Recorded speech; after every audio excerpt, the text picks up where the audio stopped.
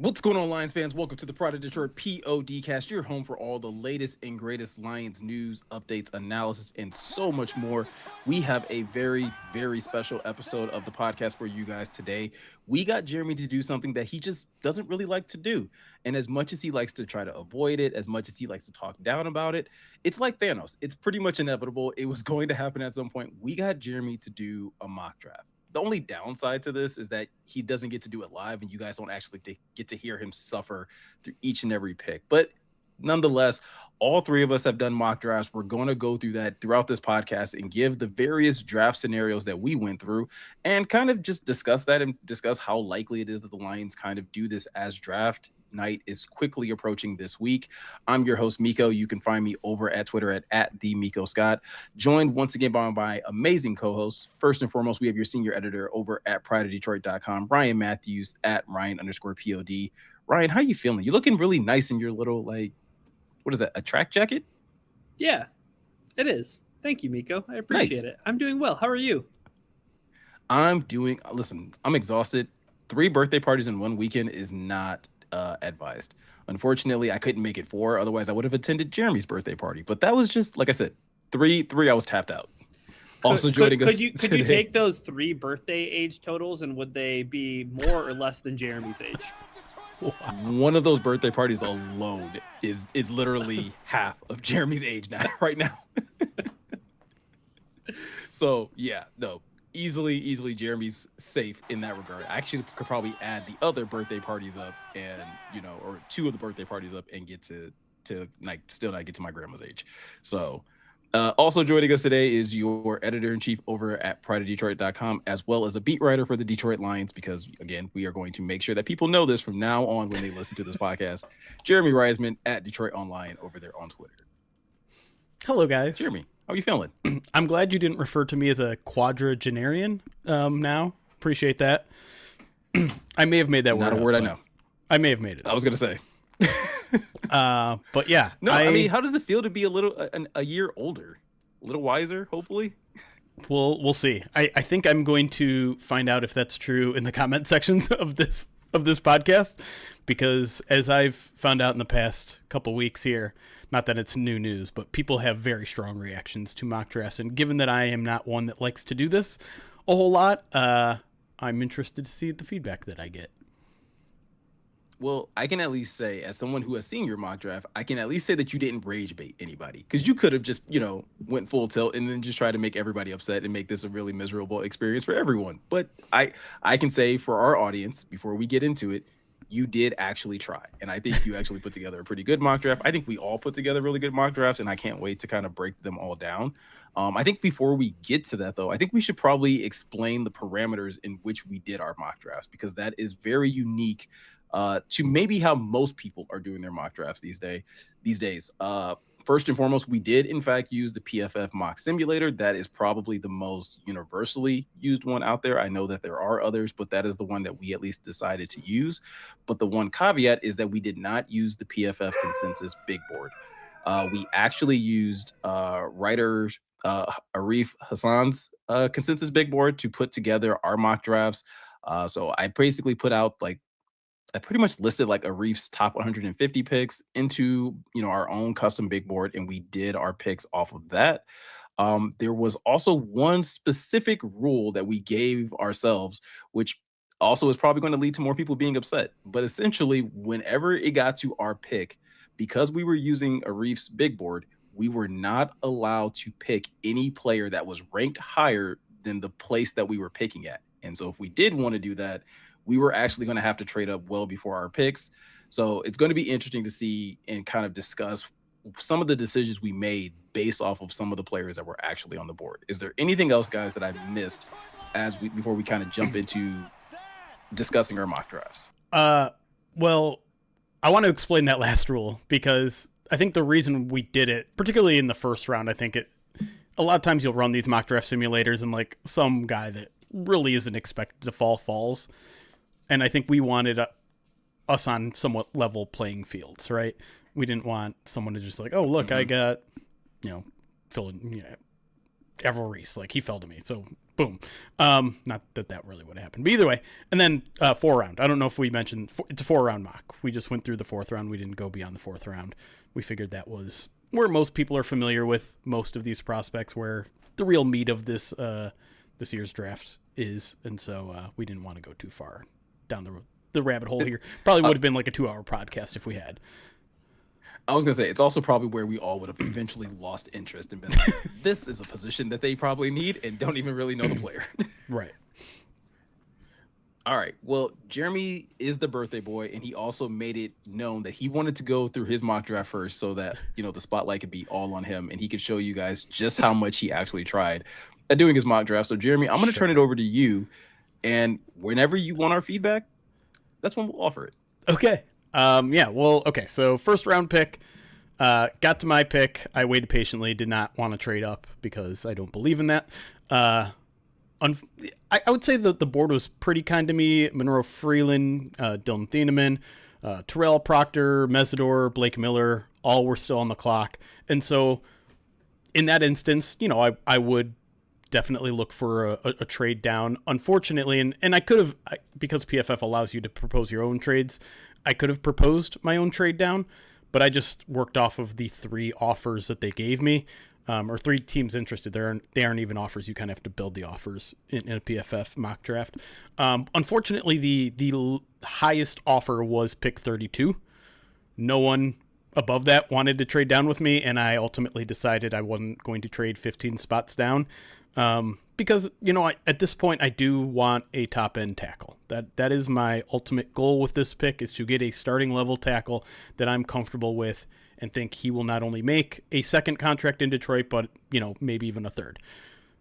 I thought that would be probably in jeopardy had I traded down. I think doing this exercise made me believe that my absolute ideal scenario, to go back a week or two in this podcast, is trading down and getting Blake Miller.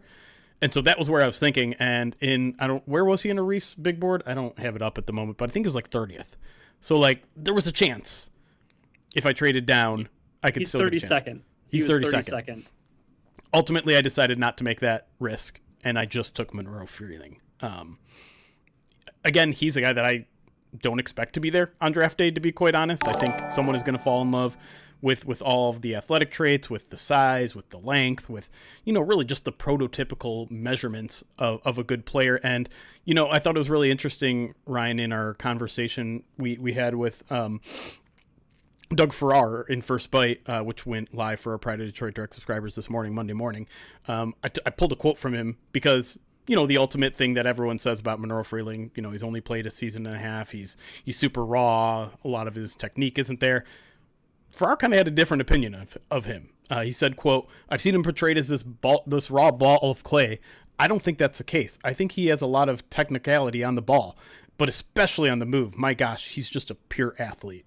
And, you do see a lot of, I think, advanced technique, particularly when it comes to the run game, when it comes to getting downfield, when it comes to doing a lot of things that the Lions really like to do and having that. I mean, they do a lot of that stuff with Panay. And to have that option on both sides of the ball would be dangerous. And I mean, you could really choose what side of the defense you want to attack. It gives you so many more options to have a guy in the move. And listen, he doesn't have like the mean streak and the absolute crazy intangibles that Penei Sewell has, but he doesn't lack grit either. Pass protection is the biggest concern there.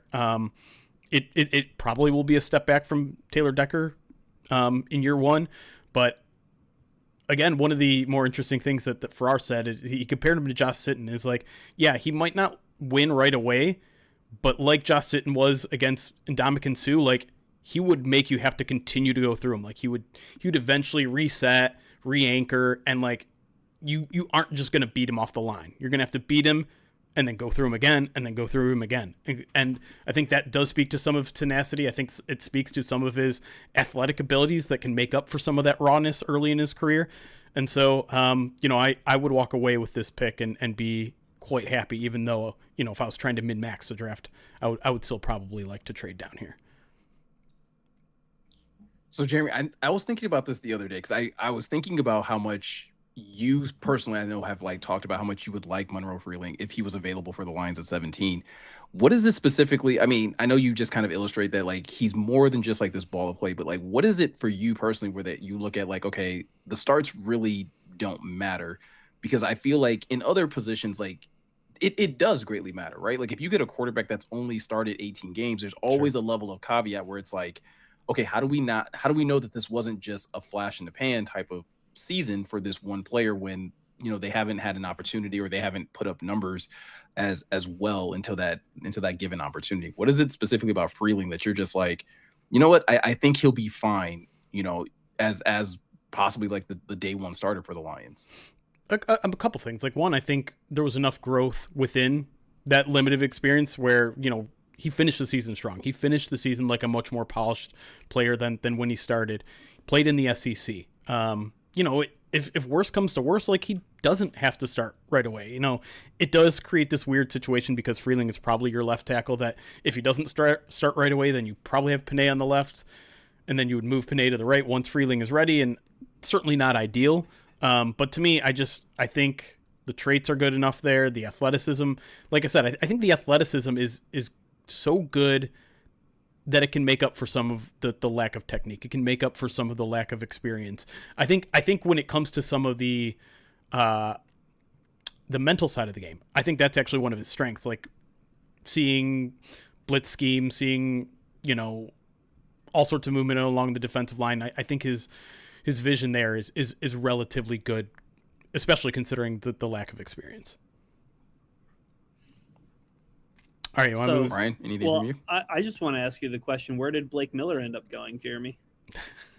You're twisting the knife here because you're reading the outlet. Yeah, if I would have decided to trade down to 32, unfortunately, Blake Miller was still there.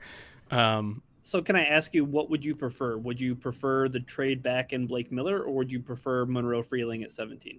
Miller, no question. Like, I mean, because if you trade down 15 spots, you're talking about more than a third round pick in return. You're talking about maybe a second, maybe a third and a future third, maybe a third and a future second. Like the haul can be pretty good there if you find the right team, because most teams aren't the Minnesota Vikings, and you can absolutely just fleece them from a 32-12 trade. Right. I just think after that discussion we had with Doug, I feel more at ease with choosing Freeling at 17, and with the way that and again, it's just one person's opinion, but I found it really interesting, his breakdown on Miller. Yeah. Like I found it to be a little bit, I mean, it's pretty much the opposite of what a lot of people feel about Miller, where it's like, oh, he's going to be a better run blocker than a pass blocker, and Farrar thinks the opposite right now. Right. Yeah. It's really interesting. I know. I think he's one of the higher riser guys, Blake Miller, and if I had to put my money on it right now, I'm starting to think he might be the pick, to be quite honest, for the Lions, and a lot of that is attitude, because what Freeling, I think maybe the thing that isn't clicking completely for me with Freeling is like just that plant you in the dirt attitude, just that it's not quite there off the tape in a way that I think it is with Blake Miller, and so. Part of me almost just took Blake Miller at 17, but since I know the big board that we're working off of, I was like, well, play the system a little bit. But that's what a general manager also has to do in their own right. Like they don't have the exact big board on the board for them, but like they have to predict how things are going to play out. And I have it a little easier because I have the cheat sheet. But anyways, let's move to my second round pick. On the clock at 50, and quite frankly, did not love what the board looked like. A lot of the edge rushers were gone. Gabe Yakus went right before my pick. R. Mason Thomas was gone. Zion Young was gone. Cassius Howell was gone. TJ Parker was gone. Malachi Lawrence was technically on the board still, but he is 49th on Arif Hassan's big board, and we're picked 50. Could have traded up. You could have traded up. I could have. So technically he was not allowed. Keontae Scott was available and very highly considered at this point. So was linebacker Anthony Hill Jr. But since I didn't get my trade down in the first round, had to get it now. And you know what? We had to call up an old friend of ours, an old frenemy of ours, whoever we had to call up. We called up Ben Johnson because we know who's running things over there. Traded down 7 spots with the Chicago Bears. Shots at Ryan Poles. I mean, for their sake, I hope Ryan Poles is not still pulling the levers there. Traded down 7 spots and got the 89th overall pick, so a 3rd round pick from the Chicago Bears. Is that realistic? I don't know. I mean, it depends what board you like to look at. But trying to look at some of this, I would say it's not that far fetched. It's high value for me. I'm not going to lie. And I think when I proposed the trade, it was like a 40% chance of it happening, and it worked. So I trade down 7 spots. Unfortunately, Keontae Scott, Anthony Hill both go in those 7 spots, but I get a guy that I really like in Arizona, defensive back, Traden Stukes. He has experience at basically every single position in the secondary. Started out as an outside corner, then moved to nickel, then played safety in his last year. He was a walk-on that turned into a 3-time captain. Had a torn ACL in 2024, but came back and had arguably his best season last year in 2025. 52 tackles, 6 passes defense, 4 interceptions. The dude has incredible ball skills. Looks like a former wide receiver out there at times. Long, tall, gives the lines, some length finally in the secondary at 6'2". A little skinny at 200, but crazy fast. Ran a 4.33, which I think was 2nd among safeties if you consider him a safety. Which I kind of do. Obviously more of a on-the-ball safety, so, he's going to play close to the line. He might play some nickel. He might start nickel his rookie season, honestly, given, the questions the Lions have at that position with Amik Robertson gone. But at the same time, maybe he's your Brian Branch replacement for the first month of the season, and then maybe he's your nickel. Either way, I think everything about him as a football player fits what the Lions want. He's aggressive, a downhill player in the run game, effort all over the damn place. This is from the Beast, says, quote, top work ethic in all phases, invest in self-improvement resources, gain 25 pounds over the last 18 months, first 18 months in the program. And they called him Coach Stukes when he was out with an ACL because he was so involved from the sidelines, because he was so instinctive, knew the defense really well. I mean, when you play corner, nickel, and safety, I don't know if anyone knows your defense better than him, because literally he's played every level of the defense. He sees everything in front of him. And to me, I just think he's one of those playmaking guys. I've been saying, for the past few weeks, what I really want from the Lions in this draft is playmakers. And outside of my one offensive tackle pick in the first round, I went defense the rest of the way. I'm going to spoil it. And I think Traden Stukes is a playmaker that you will just find a role for him. It doesn't have to be clear right away, because he's going to thrive wherever you put him. And the Lions have so many questions in the secondary. I don't think they're going to struggle to find a place for him. 6-year player. Any reservations? Did that factor into your thinking at all? A little bit. I mean, he's about to turn 25, or he's 25. I think he's somewhere along that. He turns 25 on September 11th. There you go. Yeah, I mean, it's something you have to consider, but the fact that it's not an instance to me where he had to work his way up. I mean, he did literally because he was a walk-on, but he was a 3-time captain. It wasn't like he couldn't make the field. He's got plenty of experience. You can say, maybe you're losing tread on the tire a little bit there, but outside of the ACL injury, I don't think there's much injury concern. And, it like Brad Holmes says, it's something you have to consider. It's something you have to do the arithmetic on when it comes to maybe a second year or a second contract coming at 28, 29, 30. But when I'm doing a mock draft, I'm not thinking 6 years down the road necessarily. I'm thinking about what can this guy do for me in the next 4 years, and I think he can find a spot, lock down a spot, pretty much anywhere on this defense. Probably most likely at safety or nickel, though. You mentioned how like a lot of the players that you were looking for were an edge, or a lot of the positions that were already taken by the time you got to the second round were edge players. Were you like pretty locked in on trying to get an edge in the second round, or was it just so happened that like those were the guys that you kind of had rated a little bit higher than maybe defensive back? Yeah, I mean, a little bit of both, right? I'm not Brad Holmes. There is a desire to get an edge rusher this year for me. I think we've all laid out that it probably makes sense if you're just going off of needs and the board. the best value is probably going offensive tackle first and edge second. But I also want to pivot if that guy isn't there.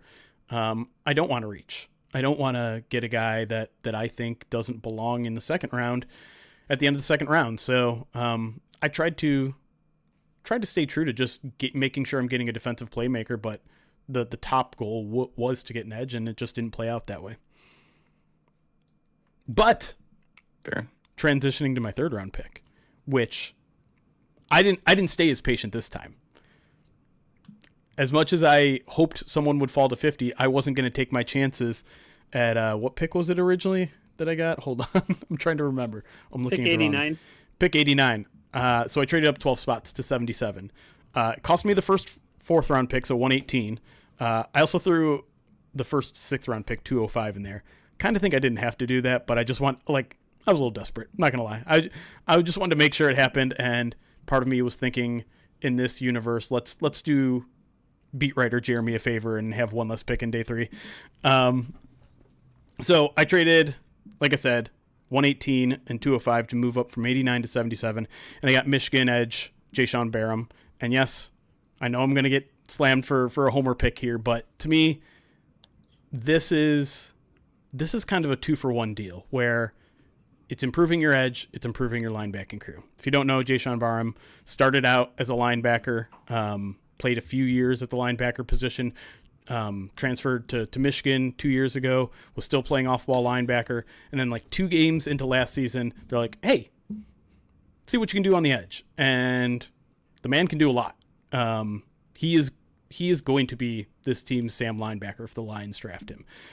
He met with the Lions at the Combine and basically said as much. They looked at me as a Sam linebacker. We went over my film. 6'3", 251 with an 8.82 RAS, so certainly undersized for a traditional edge in the Lions system, maybe a little oversized for an off-ball linebacker, so he can do a little bit of both. He has, I think, the instincts, the experience, the smarts to be an off-ball linebacker. He plays like a linebacker in terms of his physicality. He's and I think what people are really fascinated about are the athletic, explosive traits that he has as a pass rusher. Obviously, still very much figuring things out as a pass rusher, has 10 games of experience or so doing it, but the way he uses his hands, the way he can disengage, the way he did that as a linebacker shows up when he's on the edge against tackles. And but I mean, if you put a tight end or a wide receiver on the man, he is going to toss them. He has so much. I feel like he has that experience when he's an off-ball linebacker, often going up against those guys of just completely tossing them aside. The one thing in the limited film review I did of him though is he plays with his hair on fire so much that it can be a little bit out of control. He can run past the quarterback. He can I would say misdirection plays might be something that's a little bit of a weakness of his early on. But what I just like the idea of picking up a Sam linebacker, because then you can move Derek Barnes back to an off-ball spot where I think he might be a little bit better. This guy, Barham, has so much more pass rushing potential than I think Barnes did. I think the Lions thought that's where they were going to get some of their pass rushing juice last year, was from Barnes off the edge, and it just never happened. With Barham, I think it's there. I mean, it's going to take time to develop, but the athletic traits are so much better. The potential, I mean, it's kind of like a reverse Barnes, where Barnes was going from an edge to an off-ball. Barham did the opposite, right? Went off ball coming to the edge, and I think there's more potential over there. And then I think honestly the most appealing part about this is that it's not a 1-to-1 comparison, but he almost feels like Kelvin Shepherd, like this a little bit of a tweener edge off ball guy, and I just think Kelvin's going to fall in love with the guy. I think he's going to treat him as his own personal pet project, which, I mean, I know he literally can as a defensive coordinator, but I just think it's going to be a guy that Kelvin Shepherd can't wait to get his hands on, and he's going to improve the pass rush. He's going to make the linebacker crew a little bit better just by nature of moving Derek Barnes to a place he's probably better suited at, while also giving them that Sam option that they don't have to utilize right away, right? I just gave them Traden Stukes. I just gave them a nickel. They can play a little bit more nickel if they like Traden Stukes a little bit better early. Mm-hmm. And then when Barham kind of gets some of those off ball and edge, I mean, the Sam linebacker role is not easy. He's not going to be able to come in and be great at it right away, but bringing them along slowly and then maybe slowly incorporate that more and more as the season goes on. Ryan, the thing that I kind of like about Barham's, again, looking at the beast and looking at some of his strengths, is the fact that, like Jeremy said, it is a little bit more of that inverse between him and Derek Barnes, where he does have more of like the coverage ability. So while you may have to wait on the pass rushing aspect, like the fact that he has that linebacker background, like dropping in coverage shouldn't be the thing where you're like, oh man, that's going to be a huge liability. I would much rather like trust him in coverage situations and then just have to know that like we're going to have to probably wait on some of the pass rush moves to kind of develop over time. Yeah, I love the idea of having a guy who is not only incredibly athletic, but a guy who like looks comfortable dropping into his zone. That has to be the most difficult part of playing the Sam linebacker position, is just even having the instincts too. I think that is what makes that position so hard, because you need to know everything on the field. And I think what I like about this pick being here is that you do get a guy who is a sub package guy to begin with. There isn't a ton of pressure on him though, because you have Derek Barnes. You're kind of insulating yourself a little bit with maybe a guy who can eventually replace Derek Barnes if things don't work out beyond this year. So I'm a fan of it, even though Jeremy's a slappy. It's cool. I'm down with it. It's his birthday. He blew out the candles and he got his wish. There you go. All right. Fourth round pick, my last pick, because I did trade the first fourth round away, 128. My options, I just had it down to two. Penn State running back Nicholas Singleton was one of, yeah. A what?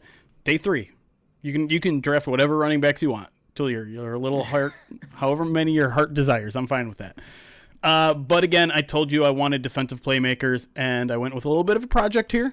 Southeastern Louisiana's defensive tackle, Caleb Proctor. Yes, not the other Proctor. 6'2", 295, so definitely on the light end. He's more of a three-tech type of guy, but brings some juice as a pass rusher. There are concerns with that size, with his low level of competition, that he's going to get washed out in the run game a little bit. And this is me diverging a little bit from what I think the Lions will do versus what I want them to do. I'm not sure Proctor is a guy that they're going to draft because of that, because there are some questions about his ability to stop the run. But I will say, as a character, he will absolutely fit what the Lions want. I'm going to steal this directly from the Beast. 3 straight bullet points from the Beast in his strengths. Relentless motor with an alpha play personality. NFL scouts say he was, quote, hardest worker and, quote, best conditioned player on the team, hardly any bad weight on his frame. Team first culture guy, described as a, quote, special leader and human by Southeastern Louisiana head coach Frank Scelfo, who was also previously coaching the Jaguars. Now, I know what you're thinking. A small, high effort pass rusher from the interior. Hey, we already have Mekhi Wingo at home. Oh, I thought you were going to say Brad Holmes got another Aaron Donald. No. Oh, okay. But he's drawn a lot of Kobe Turner comparisons. So take with that what you will. And honestly, fair point about Mekhi Wingo. But I will say this. I think he has a higher ceiling. He has more production in college. He had 9 sacks and was it? I don't remember how many tackles. What's that? Oh, I was saying he had 9 sacks in 2025 and then 13 tackles for loss. 13 tackles for loss. And his one game against a high-level opponent, LSU, he had 2 sacks and 3 tackles for loss in that game. He's a little bit bigger than Mekhi Wingo. He's a little bit faster. And I don't know, Mekhi Wingo couldn't see the field, so they probably weren't that happy with Mekhi Wingo. And maybe adding a guy to compete with him helped light a fire under one of them, right? Like, I have no doubt that Caleb Proctor will also come out of the box as a good special teamer, given all of those high character trait, high effort trait kind of guys, athleticism that he has. He ran a 4.79 40 at 295, 1.68 split at the 10-yard, 9.14 RAS, despite his extremely low size. Like, it's almost like he had to be perfect in every other category to get a 9.14, given how small he is. What I found also fascinating watching a little bit of his tape is, while most of his wins are like dipping under guys or running on stuns, using that athletic traits, the explosive first steps type of stuff, he will absolutely go speed to power. He's not afraid to just run through someone who's 70, 80 pounds heavier than he is. He's not always successful at it, but he is he has that kind of like physical mentality. So I think if the lines tell him like, hey, you can't just jump upfield, you can't just slip upfield because, you know, they might run right by you. You have to go run through this guy. He'll be like, okay, how hard do you want me to run? I really like the intangibles of this guy. And so even though stylistically I'm not entirely sure about the fit, if they're willing to take a chance, I guess, on a Mekhi Wingo, I think Proctor has a little bit more of an upside than he does, a little bit more proven production, and maybe more of a willingness to kind of invite some of that violence into his game. Brian, correct me if I'm wrong. Wasn't Mekhi Wingo projected as an edge though coming out of the draft as well? So it was one of those things where he was like a smaller edge that people were like, well, he's probably more of a tweener because of his limited size. I think there's been enough proof in the NFL that like, hey, you can find sub 6'2", sub 6'3" defensive tackles that can be effective as long as they are kind of like a lot of the things that Jeremy's talking about with Proctor, in that like, hey, you got to be high motor, you got to be a bit of a technician, you're going to have to be probably a little bit of a freaky athlete to be able to get the better of some of these offensive guards and centers that are in the NFL. Yeah, and I mean, he does have solid arm length at 33 inches. Like, it's not like he has, you know, super short arms or anything. So I got to ask the beat writer, though. Wasn't Mekhi Wingo the one guy that everybody was saying, oh, he's almost there, he's getting there, he's getting there?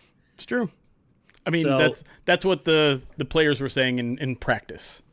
But I think that's your point, though, where it's like you bring another guy in, it's like, okay, like you may have been doing that last year, but last year was last year. This year is this year. So yeah, I think it's also cool to diverge a little bit, especially in these later rounds where it's like, okay, maybe they want to see, hey, can we get a guy who just knows how to get to the quarterback or knows how to see ball, get ball? Why not? Because if it works great. But if it doesn't, it seems like you can almost find a defensive tackle. Again, maybe a little bit dime a dozen here in Detroit, just from the sense that how many guys have they inserted, be it Benito Jones or be it, you know, whoever it may be that they put in the middle of that defensive line. So I like it. Well, and not to mention, like they already have two guys that are probably a little bit stronger suited for the run game. You get a guy like, you know, like Caleb Proctor that is a little bit more pass rush, so it gives you a little bit more flexibility in terms of like how you want to mix and match your defensive line in terms of your fronts. And so if you have somebody that could potentially starts to kind of show some signs of being able to win in the middle, and you find that right combination, like that could be a real key to this defense. That even if you went with a Sam linebacker and a, you know, pass rushing defensive tackle, like that could still be a nice combination. And that's the type of stuff that you want to be able to get from Righteous Felon Craft Jerky, is to be able to have a nice combination of things, being able to take meat sticks, jerky packs, and being able to come up with amazing deals, which is exactly what you're going to get when you shop at righteousfelon.com. Jeremy's been snacking on some stuff before we started recording. He's actually learned his lesson about eating on the podcast, which is tough when you have Righteous Felon Craft Jerky right next to you. And the Pride of Detroit podcast is brought to you by Righteous Felon Craft Jerky. It's the jerky that fuels the Pride of Detroit PODcast. Each 2-ounce bag of jerky has 16 to 20 grams of protein, and each stick has 8 grams. Trust me, if it's good enough for the Lions, it's going to be good enough for you too. Righteous Felon is based in Westchester, Pennsylvania. They use locally sourced, all-natural black Angus beef and prides itself on superior quality, revolutionary branding, and unique flavors that go beyond the stereotypical jerky offering. We told you guys about this last week as well. We always talk about, you know, you guys being able to save whenever you use our promo code over here at prideofdetroit.com. But with the 2026 NFL draft coming up, we're running a new promo code with even bigger savings. That's draft POD26, and that's going to save you 26% off your order. That means more meat sticks. That means more packs of jerky. That means trying more flavors that you probably have never tried before, but still getting an amazing savings. So if you go over to righteousfelon.com and use the promo code POD15 at checkout to get 15% off your order. Wrong code. Oops. Sorry, you can still actually use that code, but if you want to save even more actually on your order, draft POD26 is the code that you actually want to use. My bad. Looking at me trying to, like, you know, cheat you guys out of amazing savings. So again, head over to righteousfelon.com, use our promo code, and get amazing savings on your order today. And when we come back, I was just saying, really, it's limited time at this point, right? It only runs through next Monday, the Monday after the draft. So if you want to get 26% off, you should do it now. If you've ever wanted to try Righteous Felon, this is the time to get in, and you got to do it quick. Immediately. Pause the podcast, go make an order, or let the podcast play while you make your order. Either one. When we come back, we're going to jump into both Ryan and myself's mock drafts, as well as kind of discuss what our thought process was in making those picks. So we're going to talk about that and a whole lot more right after this.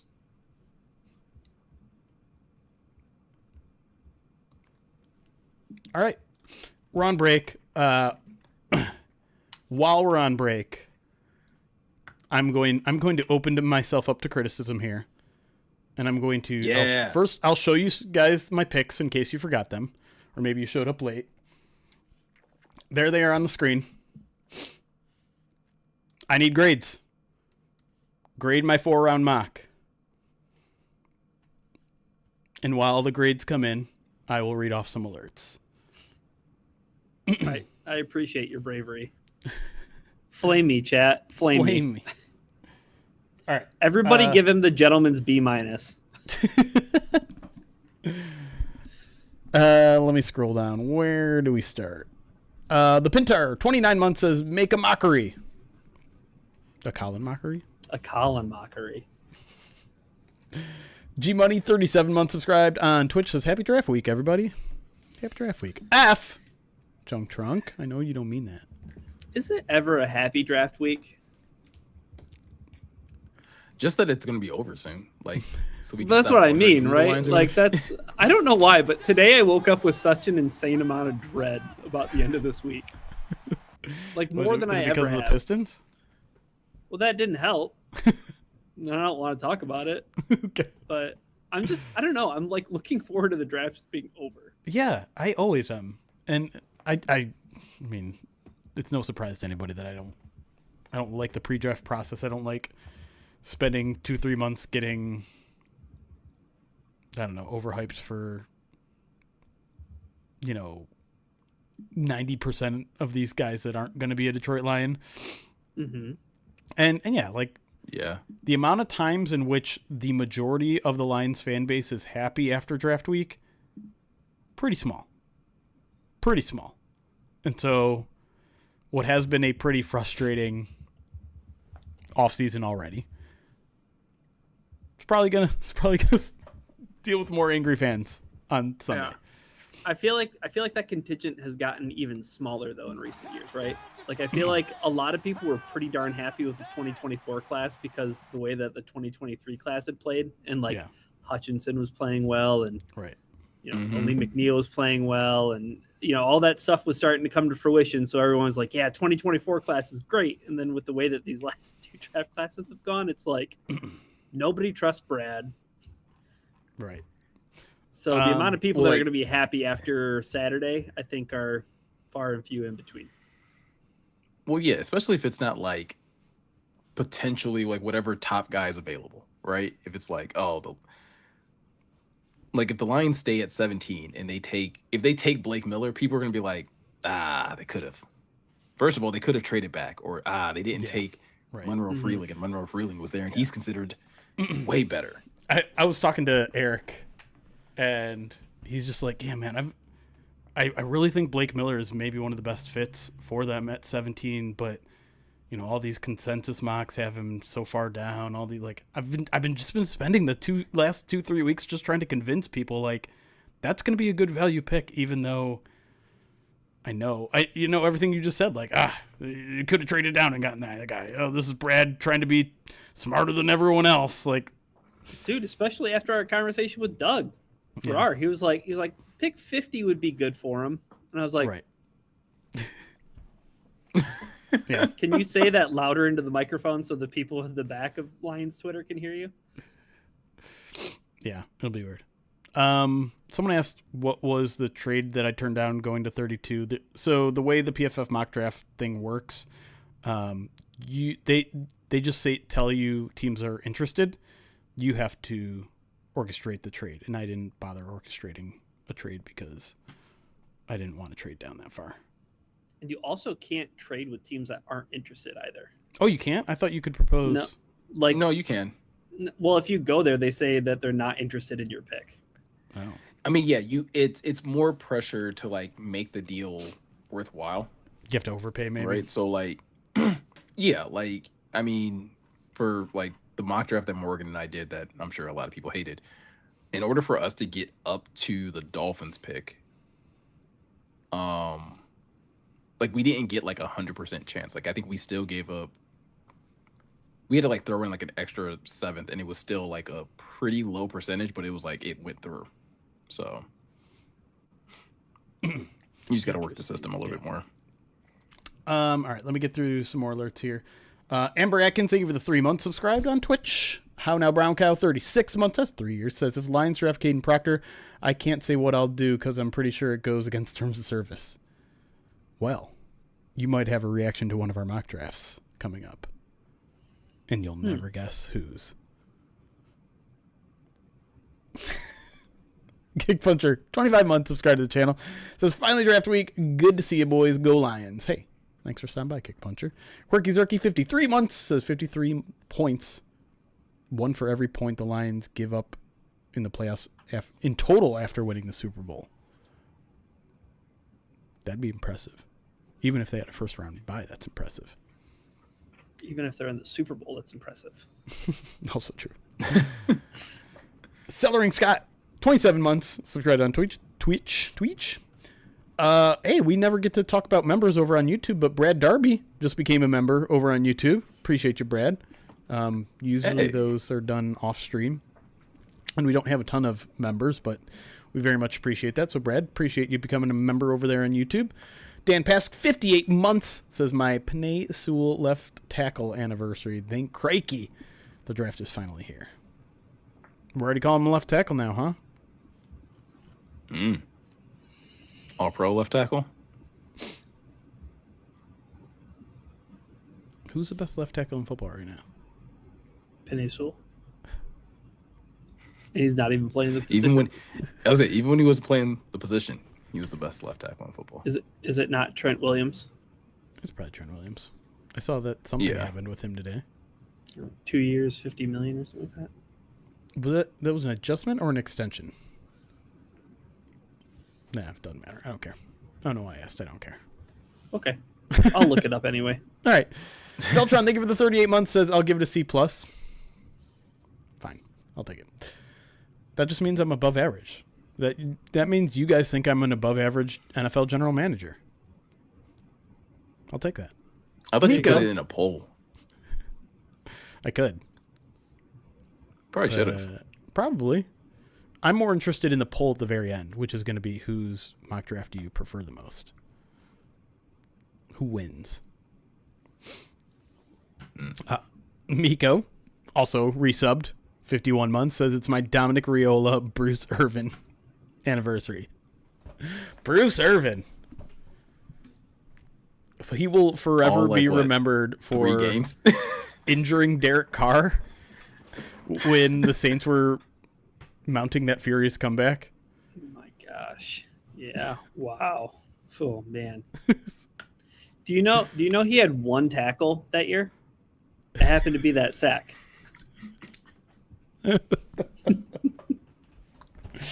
Wow. That set a lot in motion though. Yeah. Like it set up like the near revenge game for Jameis Winston with the Giants last season. Mm-hmm. Mm-hmm. Because I bet Jameis probably felt some kind of way after losing that game against the Lions with New Orleans. I just remember him throwing the most ridiculous pass that absolutely should have been intercepted. Yeah. And then it got tipped by a line and bounced right into the arms of someone on their team. Like, if he hadn't tipped it, I think, like, Brian Branch was... I don't know if Brian Branch was the one who tipped it or if the one that was, like, waiting to catch it. But a line tipped it essentially away from another line into the hands of another I think player. Brian Branch was going to intercept it. And I can't remember who tipped it.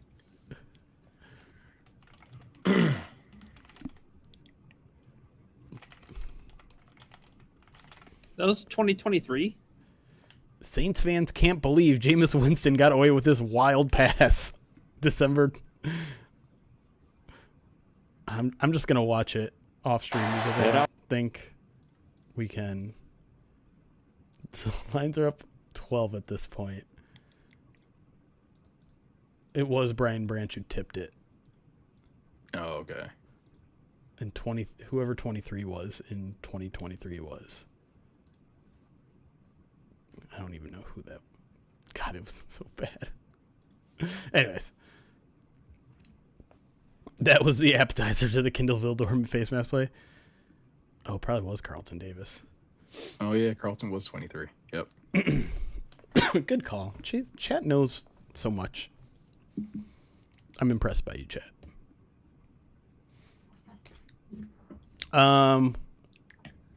No IR Lifestyle. Funny name. $10 super chat says I prefer McNeil Warren at 17, then go edge at 50. Kirby, McNeil Warren at safety. Free safety Kirby. Strong safety McNeil Warren, nickel, hybrid, Branch. Got it. So Branch at the nickel, McNeil Warren at strong, Kirby at free safety. I get it. McNeil Warren is someone that I feel like we haven't talked a ton about that is certainly an option at 17. A lot of people like Thieneman too. I feel like we talked about McNeil Warren in like one of the first draft podcasts that we did. Yeah. Yeah, because I think Ryan brought him up. Yeah. I get the appeal for sure. And like I said, I just give me defensive playmakers and I'll be happy. Did you see the Brugler tweet from yesterday night about the biggest wild cards of the first round? I think I saw you quote tweet and say, hey, those are all guys that could be Lions. Yeah. The biggest wild cards of the first round. And he clarified that as meaning he wouldn't be surprised if they go top 12, and he also wouldn't be surprised if they were still available in the mid-20s. Jermod McCoy, cornerback Tennessee, Caden Proctor, and Keldrick Falk. And I was like, oh, wait, hold on. All those guys. Any of those guys could be Lions. Right there. I am very curious as to what happens with McCoy. Like, it seems like there's a lot of smoke right now with that injury.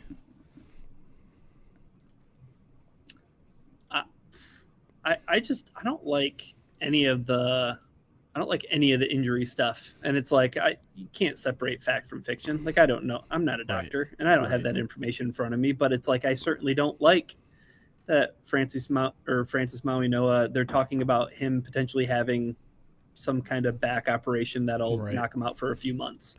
And it's like, been there, done that. Levi Onwuzurike, I'm good. Mm-hmm. Yeah. I mean, and like, not all back surgeries are the same. Like the one that Sam Laporta is going through is not. It's not like a. I don't want to talk like I'm a doctor because I'm not. But like, you know, the one, like, it's not like a spinal fusion or anything like that. You know, I know that's more neck and back, but I think it's not viewed as something that's extremely serious, whereas there are other like extremely serious back injuries. Yeah. Is the guy who got arrested for standing on the sidewalk off the Lions board? Dear Lord, I hope not. It was so funny watching like the live reactions to that story, because obviously when it first dropped, they're like, "Oh my God, how could this idiot get arrested 5 days before the draft?" And then it was just like, "Wait, what do you get injured for? What do you get arrested for? Disorderly conduct? That's vague." And then like, I saw a couple are like, "Well, he's off the Ravens board now. He's off this, he's off that." And then like the story's like, "Oh, when a police officer told him to back up, he didn't at first, and then he did." And that's the whole story of how someone got arrested and posted $39 bail or whatever it was. Some comically low amount. It's like, I can't even get takeout for my family for what he had to post for bail. It's just it's so emblematic of like how we are creatures of reacting to news that we don't have full information about, and to, I guess, shows the status of what we are in life, where someone can get arrested for that. Great. Less than 100 nuggets, that's for sure. $37. Not if I use my coupon. Not if I use the McDonald's app. I think I saw someone say, this is the first arrest that has moved someone up the draft boards.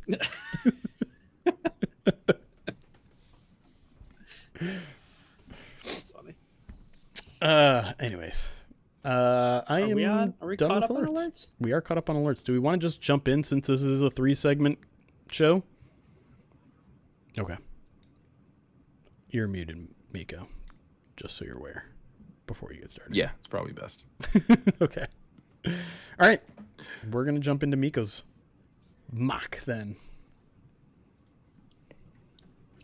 Well, hold on. I went back into the mock draft thing, and I wanted to see like if they would trade. So like when you go to the trade tab and then you choose a team that is under other teams, like I offered the Cleveland Browns every pick the Lions had in 26 and 27 for pick 24, and they said that they're not interested in trading for this pick. Oh. So, like, are you saying, Miko, that you have made trades with teams that aren't in the like drop down menu that aren't interested? I mean, yeah. I mean, like I said, like we did it in our last mock draft because we traded up, and typically you don't get trade offers for trading up. You only get trade offers for trading down. Oh, I guess what I mean is like I'm on pick 17 right now. So like it's my turn to draft in the simulator, and then like I'm looking at teams that are interested in moving up to my spot. But any of the teams that are not interested in moving up will not move up no matter what. Okay. You can offer them every pick you have, and they're just interesting. No. Yeah. Okay. You can force trades. Okay. I haven't tried that before. There is a force trades button, but that's. I was gonna say there's a force trade button. I also saw that there's like a multiplayer now.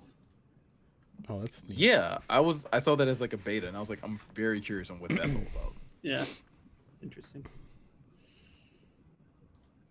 Okay. Okay. Y'all ready for this? Dun, dun, dun, dun, dun, dun, dun, dun. Good. You guys both passed the test.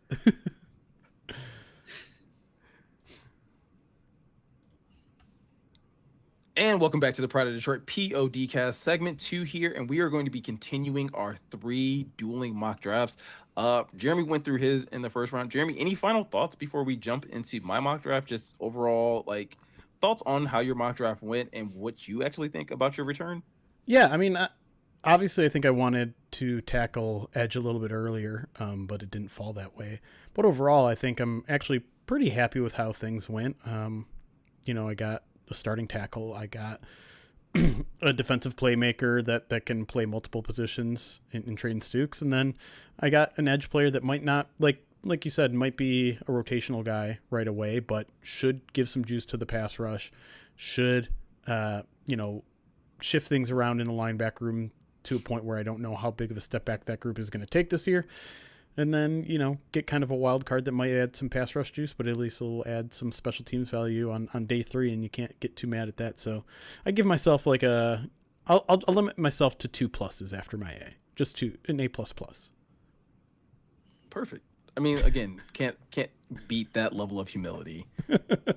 All right. With that said, let's go ahead and jump into my mock draft.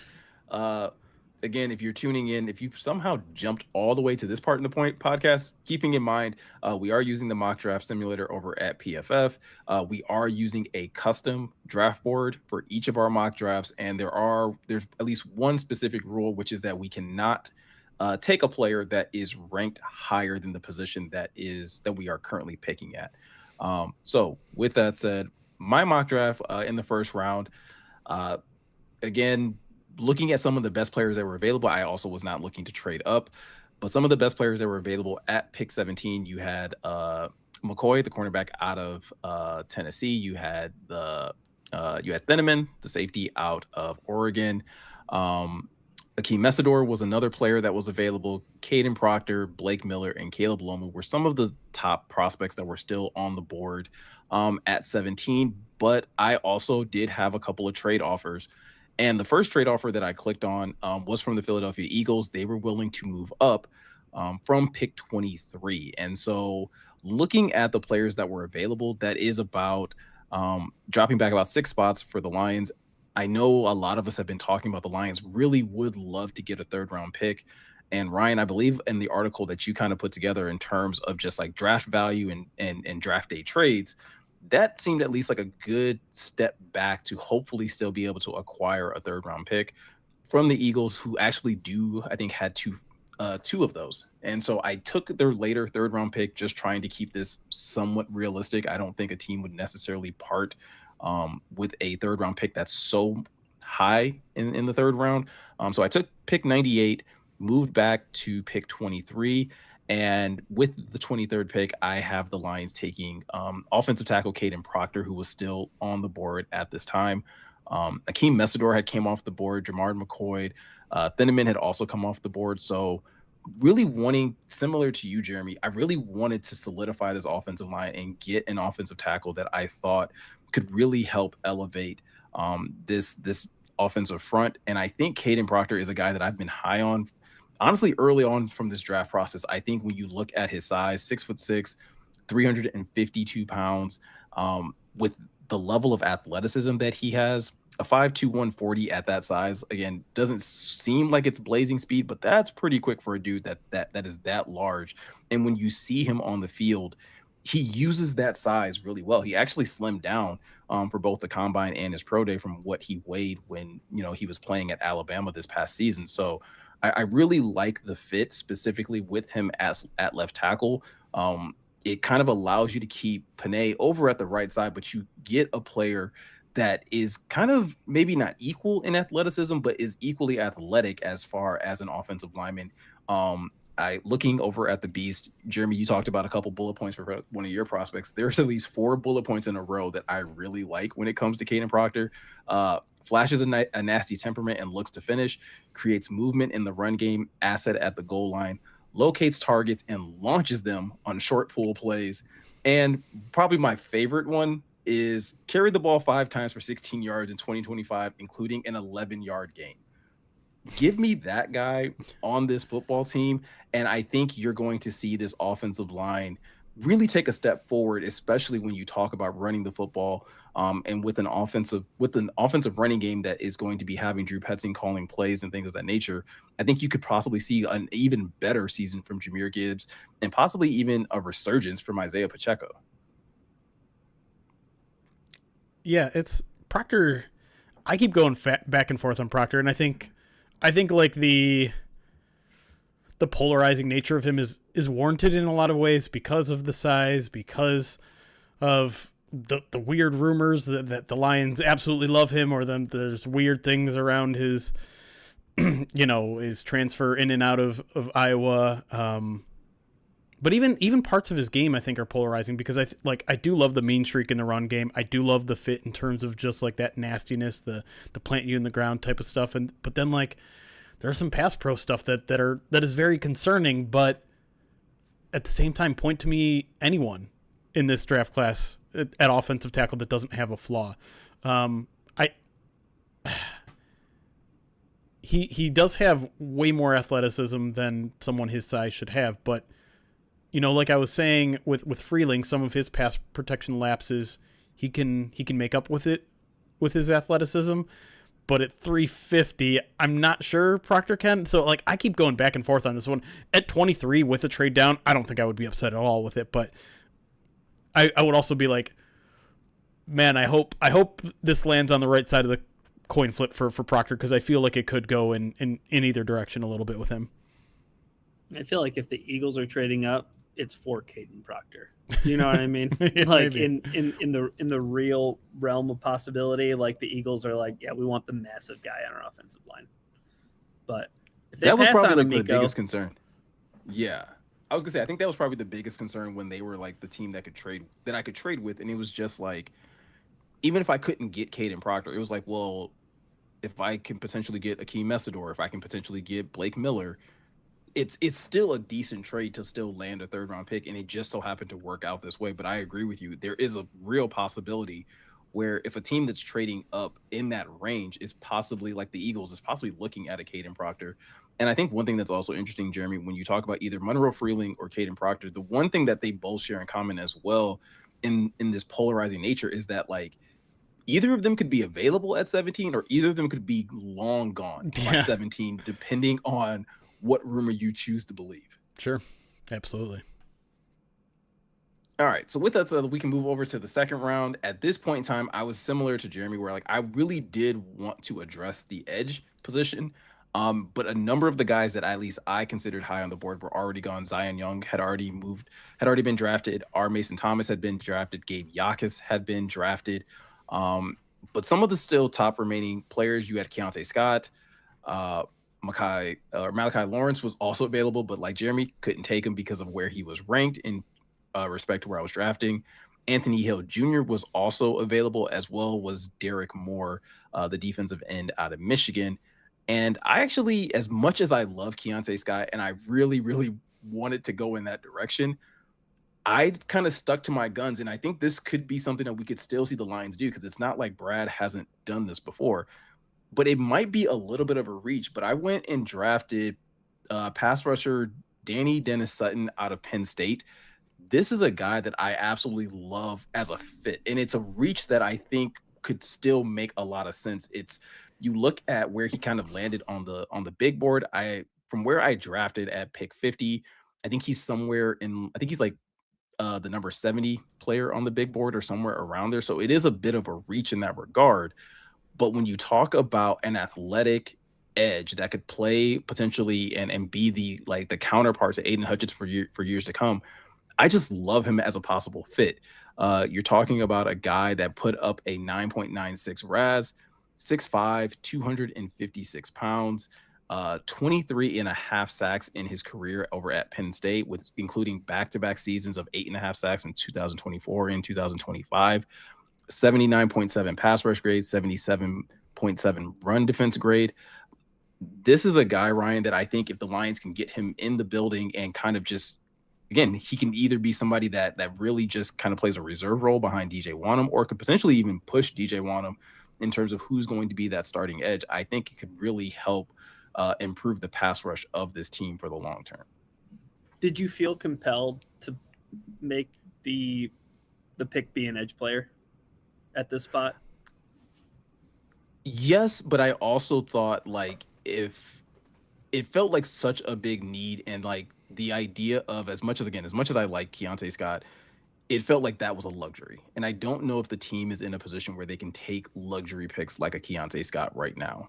And I think if you can still get a really like a really talented pass rusher that maybe is just a few spots down from like the consensus big board, like I still think you can win in that situation.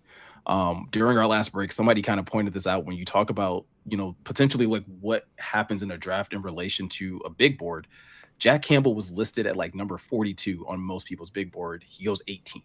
So it's not like big boards are necessarily like a Bible of where you have to take players.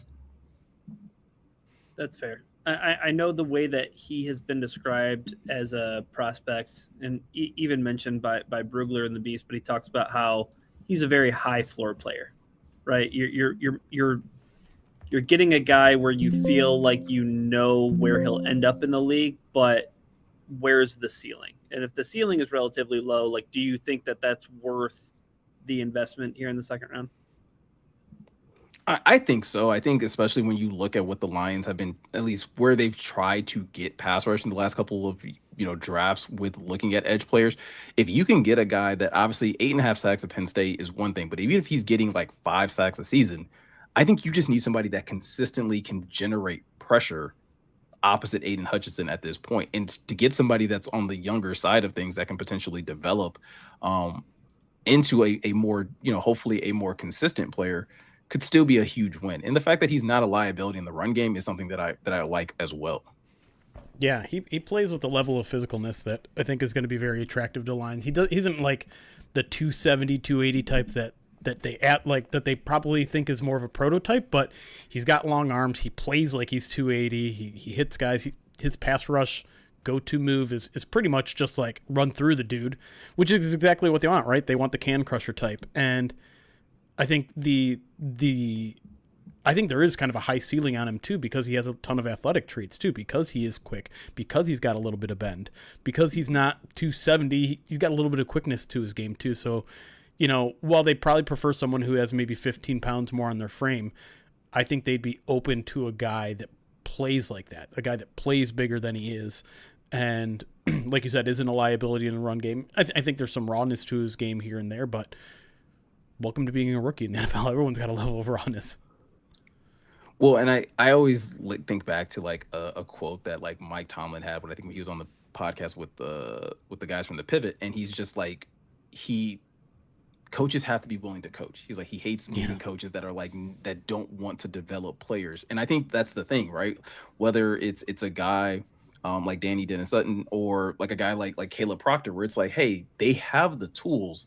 Can you surround them with the coaches that are going to be able to maximize those physical traits and those physical skill sets? So again, I think if the Lions were able to get a player like this, there may be people that are like, why didn't you take Derek Moore instead? There may still be people that are like, hey, Keontae Scott is a better football player.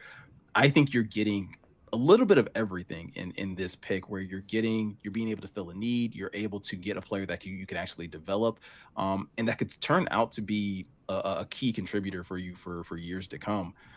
I will say though, with my 3rd round pick, this is where I kind of maybe am being a little hypocritical, because while with the 2nd round pick, I felt like the Lions absolutely had to get an edge, and some may say I forced an edge. By the 3rd round pick, there was a point where like I really wanted a corner. I wasn't sure if I loved any of the corners that were on the board as much as the player that I actually ended up taking. Some of the corners that were available, you had Julian Neal, Devin Moore, Will Lee III, Dalen Everett, a couple of other players that were also available at that time. If I wanted to double dip at edge, because I think there's some people that may be like, hey, why not just continue to add to the defensive line? LT Overton is a edge that is probably more so in the mold of what the Lions like, in terms of like that big edge that can kind of play on some of those early downs. Katron Allen, running back out of Penn State. Sam Roush, if you were looking at tight ends, as well as Michael Trigg and Jack Indries, were all tight ends that were available. And there's a number of people that feel like the Lions could afford to add to that group. But I decided to add to the running back room. And I did that with running back Emmett Johnson out of Nebraska. And this is the part that sold me the most as I was kind of just going through all the players. I got to give Eric Schlitt a lot of credit for this one, because he does these NFL comps with some of the prospects. And the name James Cook just stood out. And if you're telling me that I can get James Cook as like a caliber player in the 3rd round, I'm going to take that. If you're going to tell me that I can get a balanced, explosive running back that can work well in both the run game and the pass game, a guy that's averaged 5.4 yards per carry in his time at Nebraska, is coming off a season where he rushed for over 1,400 yards, had 370 receiving yards, and 15 touchdowns from scrimmage. Like, that's a nice way of rounding out your running back room, especially when some people are still a little skittish on like what Isaiah Pacheco could potentially be as a backup to Jahmyr Gibbs. So why not give yourself a 3rd running back that you can really have a room where you can kind of, attack teams with a variety of things. And all of these guys are explosive. All of these guys are playmakers in both assets or facets of the game. I don't know if I could have really found another better prospect at this point in the draft. Yeah, I'm not at all opposed to the Lions going running back. Round 3 is maybe a little bit early, but if I was open to it in round 4, so I guess like 1 round earlier is not too much of a reach in my opinion. And honestly, he's talented enough. I think when people are going to be slotting a running back to the Lions, they're going to go with someone maybe a little bit bulkier, like a 220 type guy rather than 205, which Emmett Johnson is. But he plays a physical style, right? He isn't afraid to run between the tackles. And honestly, he gives you a little bit more versatility than someone like David Montgomery did. Not that David Montgomery wasn't capable of catching a pass, but I think Emmett Johnson has maybe a little bit more athleticism on the edge and almost gives you like a true 1B to Jahmyr Gibbs in that like you remain unpredictable with Emmett Johnson in the game. He isn't just going to be the short yardage power back. He can give you a little bit more than that. And that's intriguing to me, right? Like I don't know if I need a thunder and lightning, and I know that wasn't always the fairest categorization of David Montgomery, but yeah, I don't mind this pick. I think it's well reasoned, and I like the player. Certainly productive, and yeah, I think there's such a varied skill set there that I like the versatility of him. I can't say anything because I drafted a running back too. So Miko, high five. I was gonna say, like, this is where obviously I think a number of people who probably even have drafted a running back to the Lions, maybe in the 3rd or the 4th round, right? Whether it's Kaytron Allen or Nick Singleton, like those are probably guys that most people are looking at. But I do like the idea, like you were saying, Jeremy, of getting another running back that's just keeps your offense unpredictable, and that's kind of what I think that you're kind of getting, or you would be getting in an Emmett Johnson. At this point in time, like I haven't done any more trades, and I didn't really want to force any more trades. I think, Jeremy, you've made a really good point in the past about like that's kind of one of the downsides to mock drafts is that you can kind of just make things happen. And I wanted to keep things as close to realistic as I could possibly be. Obviously not knowing what Brad Holmes is going to do on draft night, but going into the 4th round, there were still some areas where I was like, okay, I know I want to kind of continue to add to this defense. We've already added 2 players on the offense in Caden Proctor and now Emmett Johnson, but this defense has been easily the area where there needs to be the most improvement. So with the first pick that the Lions have in the 4th round, I decided to take TCU linebacker Caleb Ellerms, or this is once again another athlete. I know Brad has talked about in the past, like, hey, we're not really looking at like height, weight, speed type guys, but if you can get more athletes on the field, that kind of also is a way that you can utilize more versatility in your alignments and in your packages.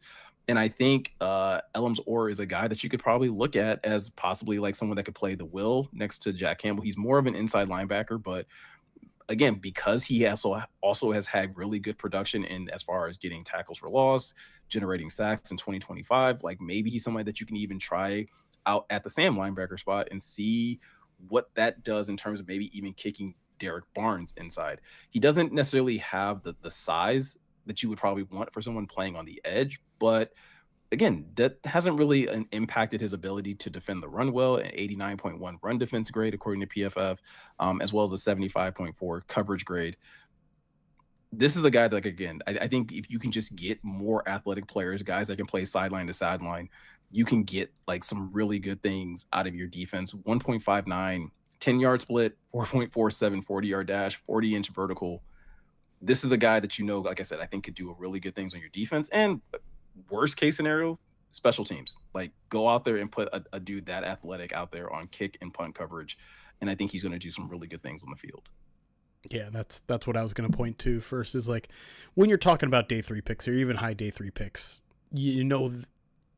basically their initial role is going to be on special teams. And I think a guy like him is kind of an ideal guy where aggressive mentality, good football character and athleticism off the charts. He might be the kick returner next year, given what we know this staff likes with their fast athletic linebackers. And yeah, I think that's where he fits in best. Not that familiar with his game. I'm just kind of doing the McShay and Brugler boards and seems to me like maybe a developmental Sam or maybe more of a Will, honestly, because he has the athleticism, because he has some coverage skills. I think Will is probably the ultimately best spot for him. I don't think he wins it outright in his rookie season. He's probably a depth guy to start out, which again, 4th round pick that gives you special teams right away and could develop into that starting role. Like you'll take that. And God knows they need more competition there right now, specifically when it comes to long-term solutions. So in terms of need, in terms of athleticism, like I get this pick through and through.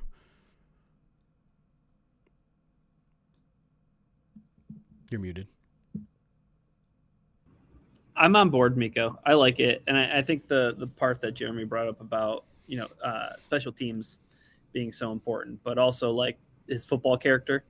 Reading Brugler is right up on him. He was the hardest worker on the team, big extras guy, film, lift training, everything, and played on every kickoff coverage as a junior in 2024. Like, if a player comes into the NFL with all of that, they're gonna find their way. Eventually, maybe even playing defense. But I think as a floor, getting a special teamer at this point, and see what you can get out of him in on defense, like that's a pick I'm willing to make in the 4th round for sure.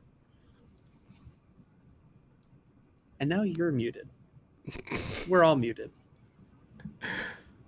You lose a Grant Stewart, you can potentially be getting a Grant Stewart replacement in this type of pick as well. That's kind of like, I guess, another way of looking at it. So with the last pick that I had in this mock draft with the Lions' 2nd, 4th round pick, I had them taking Michigan defensive tackle Rayshon Benny. This is one of those things where I'm kind of projecting a little bit that you're hoping that Tyleik Williams and Aleem McNeil are kind of like your go-getters when it comes down to pass rush, and maybe you need some depth when you're talking about run stopping, and maybe this is someone that like you can kind of rotate in between either with Aleem or with Tyleik. You lost Roy Lopez this past offseason, so you do still need a guy in the middle that can kind of be that big body. And Rayshon Benny is just that, about 6'3", 305, decent sized arms. Didn't really get to do any testing this offseason in terms of, again, speed testing and all that. But again, if he's going to be a nose tackle, 3-tech, 4-eye type guy, you don't really care about how fast he's getting off the ball. It's just, hey, can he occupy space? Can he be strong at the point of attack? I will be honest, at this pick, there were 3 defensive tackles that I was going back and forth between Benny, Zane Durant, and Caleb Proctor, who you ended up taking, Jeremy. Yeah. And I just decided to go with Benny just because I do think that they could potentially use another run stuffing option. I love the idea of taking Caleb Proctor. I love the fact that, again, he's like, Caleb Proctor's younger. There's a lot of potential upside there. But if the Lions are looking to just kind of have some solidified depth in the 4th round, I don't think they could make a bad choice with going with Rayshon here. Honestly, like, I think this is maybe your best value pick. I know people aren't going to get super excited about a run defending defensive tackle here in Detroit because it feels like they spend a lot of resources on that. But you're right. Like, there is no DJ Reader. There is no Roy Lopez. They haven't really filled that spot on the roster. And I think while they're expecting Tyleik to take a year 2 jump and take some of those snaps, and obviously for Aleem to take some of those snaps too now that he's a year removed from his ACL, they need depth there. And I think you could probably get some day 1 or year 1 rotational play out of Rayshon Benny and be really comfortable on 1st and 2nd down. I don't know how much he's going to offer you on 3rd down. Probably not much at all, but that's fine for a late 4th round pick. Like, if you can get a good run defender on 1st and 2nd down, and that's amongst like big interior guys, I don't know if there's that many better than Rayshon Benny as a 1st and 2nd down run defender. And God knows the Lions love those kind of guys. So I think this is a good value pick. He also, checks out good in terms of his motor. So even though, probably not a guy that's going to get you many sacks in the NFL, he's a guy that I think the Lions would value enough to absolutely make this pick early on day 3. And I think maybe some people might look at his numbers too, and they might wonder, well, why only 1 season as a full-time starter? And then you notice, well, he was stuck behind Mason Graham and Kenneth Grant. And it's like, okay, so maybe that's why he didn't have such a clear path to the starting lineup. But the positional versatility, Miko, I think, mentioned 2-eye, 3, 4 technique position. I think that the Lions would love that too, right? They love their versatility along the defensive line. So there's another, feather in your cap when it comes to making this pick. So. Yeah. And I think, again, to the point of anybody that's asking, like, okay, well, where are you going to get that pass rush from the middle? I think, once again, if you're able to add pass rush in the earlier rounds, if you're able to get a guy like Benny in the later rounds, then like you do have that versatility. If you really want to have someone, pass rush from the middle, then great. You're going to probably rotate Levi Onwuzurike, and maybe you can get back to doing some more of that, kicking Aiden Hutchinson over guards and being able to generate pressure from the middle and allowing Dennis Sutton to get on the field as well. So there's a level of creativity that Shep can kind of have if he has all of these kind of, tools and players at his disposal. But with that said, guys, that's pretty much my mock draft. We're going to take another break here. And when we come back, we're going to dive into Ryan's mock draft and discuss the players that he decided to go with. It's going to be exciting. I can say that much. So we're going to talk about that and a whole lot more right after this.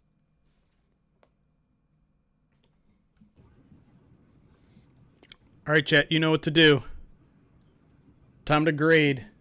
Whoops. There's Miko's mock. Trade down. Got Caden Proctor, 23. Dennis Sutton at 50.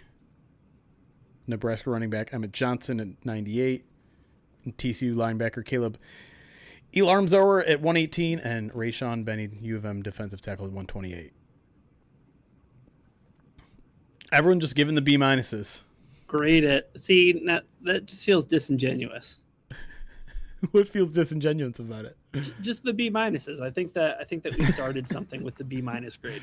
It's like it's not offensive, but it also isn't like honest. Yeah, it's the meh. It's meh in grade form. Yeah. Which should be C, like if we're being honest, right? That's what a C should be. Yeah, probably. Like C minus C should be like meh, but B minus is like meh, but I don't want to hurt your feelings.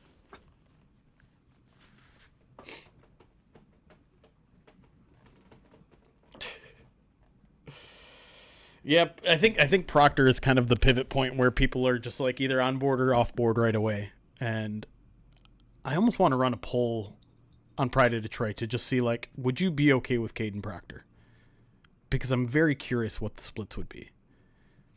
It feels, am I reading it right that I feel like he's the most polarizing of these, top 6, top 7 offensive tackles? I feel like it's between him and Monroe Freeling. Yeah. Because I feel like the way people feel about Caden Proctor is kind of how I feel about Monroe Freeling, where it's like I can't quite get fully on board either. Yeah, with that one. Yeah, it's a weird offensive tackle class, as we keep saying. We don't have any alerts to read off in this second segment. This halfway point of the podcast. Well, I guess we're 2/3 of the way through. So, what do we want to talk about? I don't know. Pistons? Nope. Just you don't have to explain if you don't want to. But give me a 1 out of 10 concern level. 10 being 6. Panic. 6. Okay. 6. Okay. I think that last night was more of something than it was nothing. Okay. But I find it concerning that Asar Thompson only played 25 minutes. But this has been something that has been talked about for months now in Detroit. Is like he's not part of the crunch time lineup at the end of games. He doesn't play as much as he should. When I think you have enough proof of concept in the NBA that even if a guy isn't an offensive threat, having him out there to be, a defensive chaos creator is worth it. Like Tony Allen, Bruce Bowen.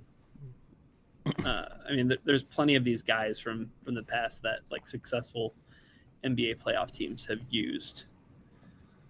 And it's just like Karis LeVert, just some of their lineups too, like at the end of the game. So like that's why it's like, are we like stuck in our ways, or are we going to see like a big adjustment from game 1 to game 2 versus these lineups that we've already seen throughout the season that people are like, no, we don't want Karis LeVert on the floor. Why is Karis LeVert on the floor?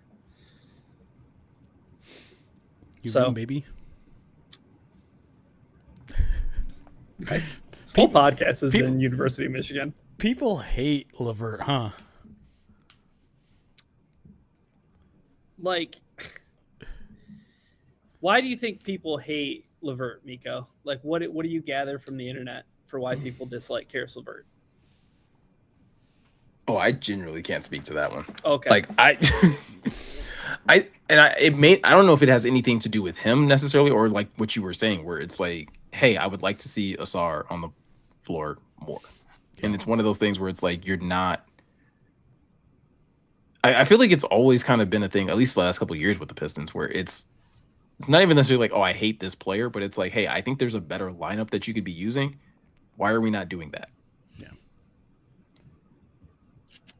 Yeah. Well, I mean, he earned a reputation as like a bucket getter. Sorry. And he just has not been a bucket getter like this year for the Pistons. He's shooting like he shot 41% from the floor. That's terrible. Yeah, it's just like, and even as a 3-point shooter, like shooting 33%. Like, so his best attribute is that he could get a bucket, but he can't get a bucket now. And it's just like we're playing him because he's the next best thing that's on the bench. Which at first, it was the old bait and switch, though. At the beginning of the game, like one of the first guys off the bench was Kevin Huerter. And it was like, oh, it's going to be Kevin Huerter now. Okay, at least that guy can shoot. Mm-hmm. And then it was just like, and also like my buddy Andy, like he loves basketball, but like his first text this morning, he didn't send me anything last night, and I wasn't going to send him anything because I knew that we were probably just both in moods. But he goes, if Jalen Duren wants $30+ million a year, maybe he's got to do better than 8 and 7 and making Wendell Carter look like Moses frickin' Malone.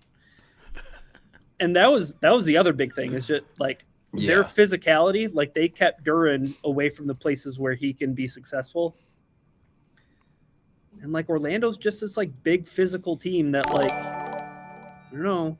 I'm not hitting the panic button, guys, but I'm just saying like it might not just be the best matchup for Detroit, which if they get bounced in the first round as the 1 seed after winning 60 games. Didn't they not win a home playoff game last year too? Wasn't it just like, why do I feel like they won? No, I thought they won. I thought they won one. Did they only win in New York? I might be wrong.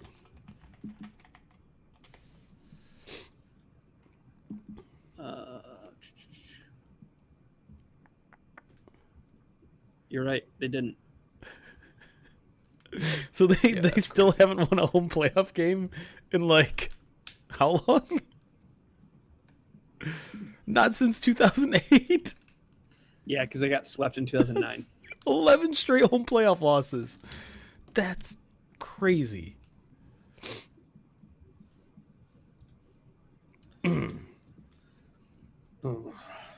Sorry, didn't mean to bring you down. I said I didn't want to do this. I'm sorry. LCA is getting bounced by the Magic would be wild, though. My good friend Harry, who has his own Pistons podcast, which I haven't promoted in a while. I'm going to promote. It's called The Order of the Blazing Horse, which is also a fantastic name. I asked him the same question. He said 3 out of 10.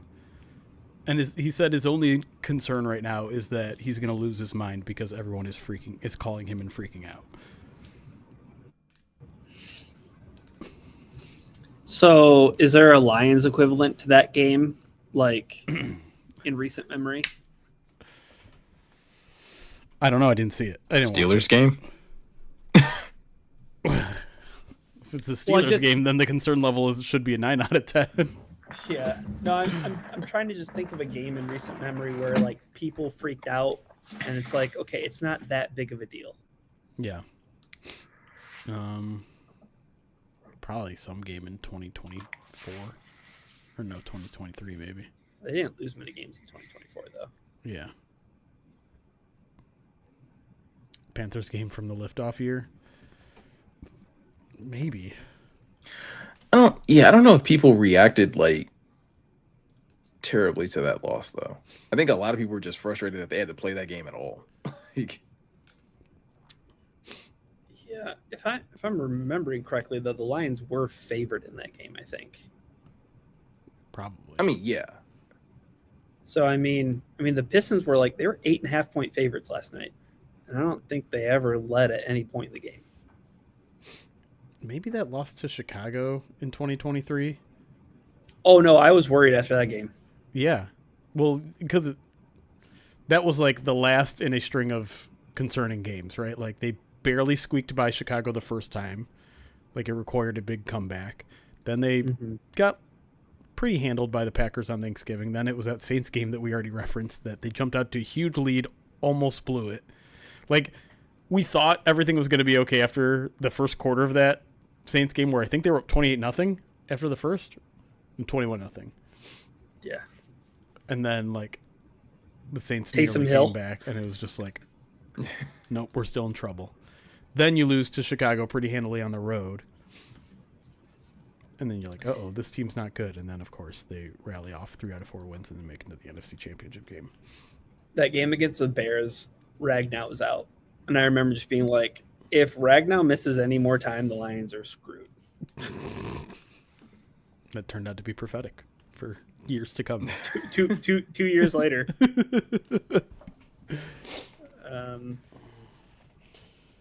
Yeah. I don't know. I was trying to think the Ravens game, but like the Ravens game in 2023, like that was just a spanking, and like the Ravens were favored. Everybody thought they were the better team. The opener last year, maybe. A loss to the Packers. It's not a bad answer. Yeah, because that did have a lot of people saying the sky was falling, and that the window had closed. And there was a little bit of truth to it. Like some of the things that people we saw in that week the window was closing. Yeah. The only person who should have been truly, truly scared after that game, though, is the guy who got fired. So. Yeah, fair. All right, we don't have to talk about the Pistons anymore. Sadness. Thanks. You want to talk about the Red Wings? No. You know how sad it is that the NHL playoffs are happening again, and I have no interest in watching the best playoff tournament in sports? I watched it I watched a good chunk of it on Saturday because the game started early. Highly recommend. Playoff hockey. It's great. The best. And I just wish I had more motivation to watch it. But I don't. Patreon notification. Eric just posted his final draft board. I already had it. Oh, wow. It also has grid index in it, I think. Or at least mine does. I don't know if the public one he sent out has a grid index or not. But they finalize the grid index, and then, there's going to be some grid index stuff hitting the website in the next few days here. So if you're into grid index stuff, that's coming. It's coming. In fact, I want to see if Erica started any, because we were talking over what that would look like today in terms of actual content. Hasn't started yet. But Doug Farrar's article is showing up tomorrow. Which 6 prospects best fit the Lions? And I have not looked at his answers yet, but I'm going to look at them right now. Interesting. Ooh, I don't feel like we've talked about him much. Talked about him a bunch. Talked about him a little bit. Talked about him a lot. Anyways. Anywho.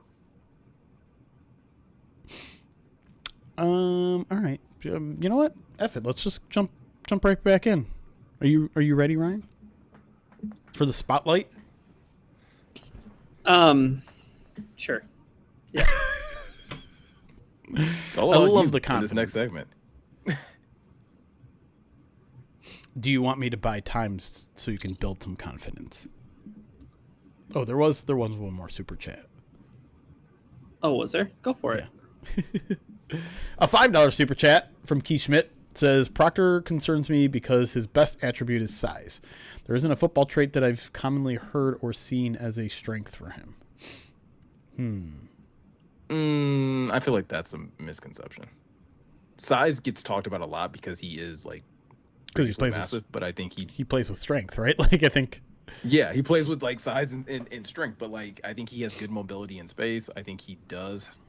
I think one thing that Eric pointed out to me is like, and one of the reasons why you're seeing him kind of rise up boards is like people are going back and realizing like he did get better as the year went on. Yeah. Like his footwork got better, his hand placement got better. Um and so it's not like it's not just like size and athleticism. It is like It's how he uses it he too, plays right? the position well. It's Yeah. you can have size and not be good at football. It's better to have size and know how to use it, and I feel like Proctor knows how to use it. I am interested in see if anyone does use him as a guard though, or if even if the Lions were like, hey, why don't you start out left guard, and then next year we'll move Sewell. Or no, we already have Sewell left. Move you to right tackle or left tackle. I don't know. I think they'd be open to the idea, but I think they'd probably be best suited to maybe just play him at tackle.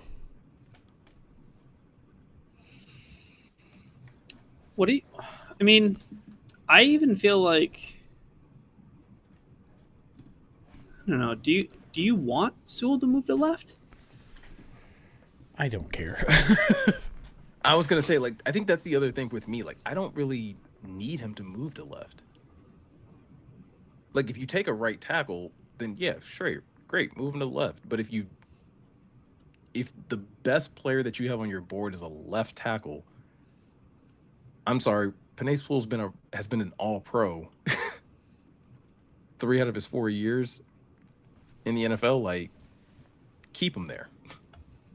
The only reason I like moving him to left tackle is because they seem to like Borum as much as they do. And Borum strikes me as someone they're like not going to be willing to move. They view him like, I mean, just the way they talk about him at right tackle, it's like they, once he finally started playing that position specifically,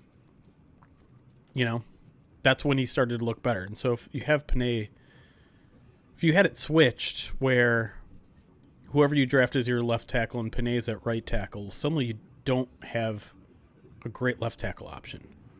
Your great left tackle option is moving Penei back to left tackle when he hasn't been practicing it. I don't like that. So if you move Penei to left, you have Borum on the right. You draft a guy who's whatever. I don't care what position he plays. Maybe it's left, maybe it's right. But as long as Penei's on the left there, you can feel good about pretty much whatever happens, right? Like the guy that you draft, maybe he's a left tackle, maybe he's a right tackle. I guess you still kind of run into the same problem if you draft a right tackle, because now you don't have a backup for Penei, except for Gio. I don't know. I don't feel that strongly, I think is what I'm realizing here. I was gonna say, I mean, I think we also got to remember, like, when Penei got drafted, I don't think had Penei ever played right tackle, and they were just like, well, we have Taylor Decker. You're gonna learn to play right. Pretty much, I think. Because I think he had played left like his entire career at Oregon. That sounds right. Yeah. I'm trying to remember I think it was maybe something like high school or something like that. Like he had done it, Maybe. but it was like, yeah, I think he was pretty much just a left tackle at Oregon. So, But like, yeah, like I think if you have to go back to like high school, like, well, yeah, no, in high school he played that tackle. It's like, okay, well, in high school, as long as you're bigger and stronger than everybody else, that's like, what I was gonna say. Yeah, like technique doesn't matter whatsoever. in high school he played big guy on the field. Yeah, exactly.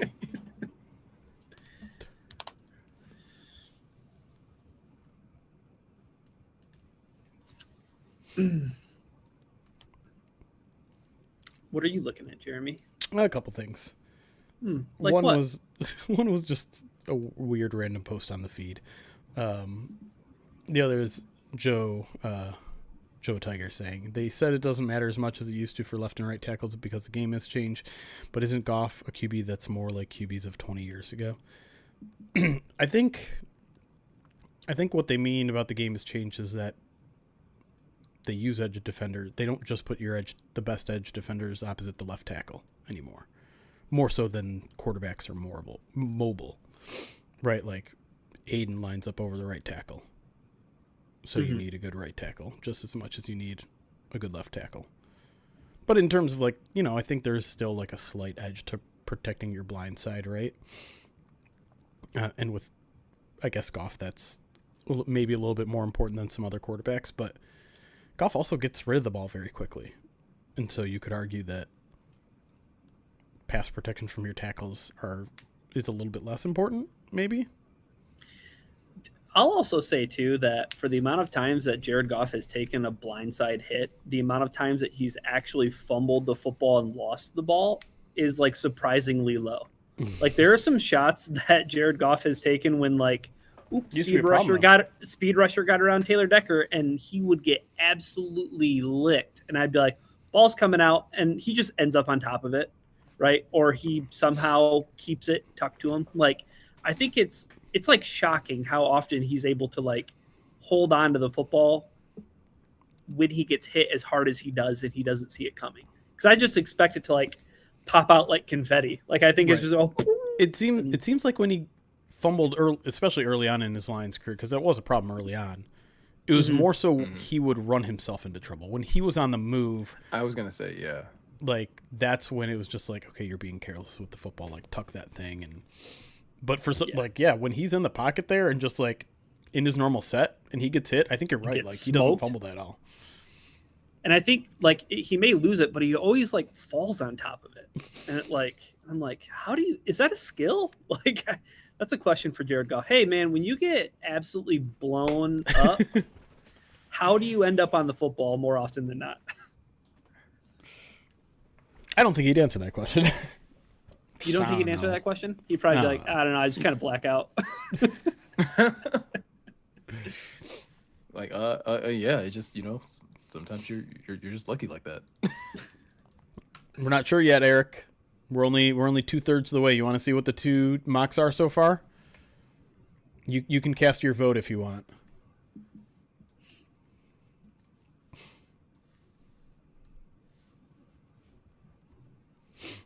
Those are the two revealed mocks so far. We only did a 4-round mock. I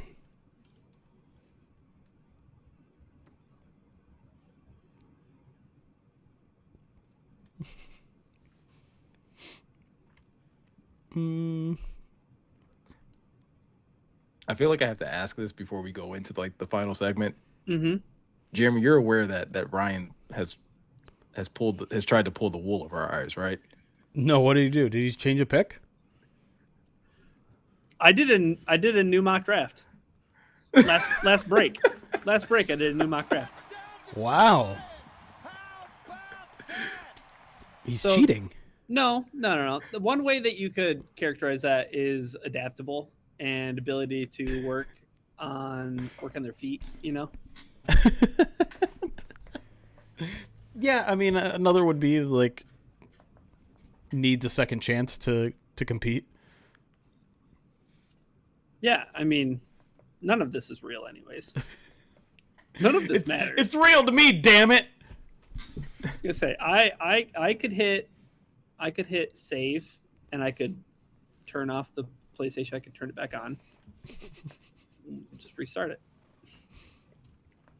Hey, it's your conscience, not mine. You guys made so much fun of me for not making any trades that I didn't want to be left out.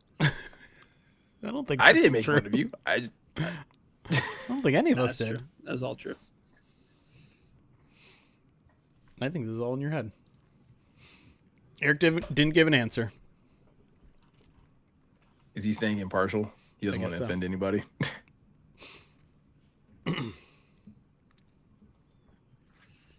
Ready to go? Yeah, let's jump back into it. Okay.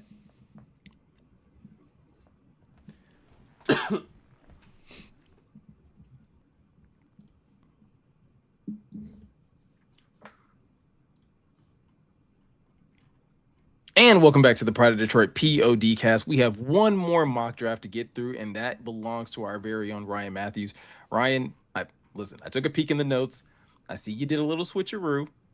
So we're gonna allow you to go with the second mock draft that you basically put together. But I'm gonna let the audience know this was not what we were originally given before we started recording. With that said, though, the floor is all yours. I want to give the people what they want. And do they really want to hear another mock draft where the Lions take Monroe Freeling at 17th overall? I don't think so. So I decided to switch it up. And in between the first and second segment, I may have fired up the old mock draft machine. I may have tinkered around with it. I may have been asking Miko questions about, are you sure you can't trade with teams that aren't interested in your pick? All in service of this great podcast and the opportunity to put together something that we hadn't seen yet. And also to do something that Jeremy wanted to do but couldn't do. So here's what I did. First order of business, I got real spicy and I wanted to make a trade. And I traded with the Kansas City Chiefs. The Kansas City Chiefs came a-calling. They wanted pick 17. I said, for pick 29, what else can I get? And they said, well, we'll give you 74. And I said, not enough. Not enough. Let's do this. So I gave the Kansas City Chiefs the 17th pick and the 50th pick. I got picks 29, 40, and 74 back. I ran that in the draft pick value chart. The Lions, they come out 10 points ahead. So it's not like a crazy trade. Like, I think that one of the big takeaways from the draft, especially the year in 2023 when the Lions moved back from 6 to 12, it's not always going to be a crazy amount of value you get for trading up. And I think that this draft, the way that it's been talked about is that, and this is one way that I really like thinking about it, is that it's more wide than tall. And there are a lot of players probably past the 10 picks that are interesting players that may fit in various spots that maybe you're not going to get as much when you're trading back for a team to trade up, because you just need to realize that teams aren't trading up for the caliber of player that they may have in other drafts. So I moved back to 29 and I just took Blake Miller. I took Blake Miller because my favorite thing that I've read about Blake Miller came from the Beast. And it was a quote from a coach that said that he thought that he missed one practice in 4 years. Yeah. And the thought of letting down his coaches and teammates kills him. That is a guy who loves to play football. And the Lions need more players who love to play football. And even though he may just be a right tackle, and even though there may be some limitations when it comes to what he can do with his upright play style, maybe that might lead him to being another Taylor Decker. I think the Lions would love to have another Taylor Decker for the next 10, 11, 12 years. So if that can happen, if that can be the pick and you move down to 29 to do it, are there any arguments from you guys? Yeah, my argument is you took my idea. You stole my mock draft idea and you made it your own. And you improved your second round pick and added a third round while doing it. You cheated. This is a great start to a draft, but you cheated. Miko, any comments? I'm going to echo Jeremy. You cheated. But in regards to the player, no, I don't really have an issue with the player. I think the one thing that kind of shows, though, in each of our first round picks is like we each took a tackle within our first few picks, with our first pick, should I say. And depending on, I think, whichever like big board you're looking at, the order in which these players fall is going to probably be shuffled in some sort of way. But I think Blake Miller is probably the most likely in any scenario to be available to the Lions. So the fact that you were able to trade back, pick up additional picks, and improve your second round pick, I mean, again, in this situation, cheaters prosper. So I cheated on a fake test. All right, cool. Anyways, the other thing is, though, that at that spot, Ioane was already gone. And I think Ioane is the only guy that at 17, outside of tackle, I think that's the only guy that I would be like, yep, just make the pick. And I know it's a guard, but he feels like the absolute safest pick. And if you end up putting him next to Penei Sewell on the left side, if you move Penei to the left, I feel great about that. So he's the only guy offensively that would give me pause, unless there's some crazy falling from a defensive player. Like I think that's the only guy that I would have considered not trading back to make that move. So, well, since I got Blake Miller at 29, I had pick 40, and because I did follow the rules according to our fake made up mock draft showdown, I drafted Jacob Rodriguez, linebacker from Texas Tech. Even though he was number 45 on the consensus big board, I was picking at pick 40. So a very legal pick in our made up mock draft with fake rules. Jacob Rodriguez, though, feels like an opportunity for the Detroit Lions to just be more of the same on defense for all of the right reasons, right? I think he's a guy that can come in as a day one starter, be your will linebacker. You have him, you have Jack Campbell. Derek Barnes is in the mix, but you also have safety nets in place. Like you have other guys on the roster who can help him along and push him. You have Malcolm Rodriguez.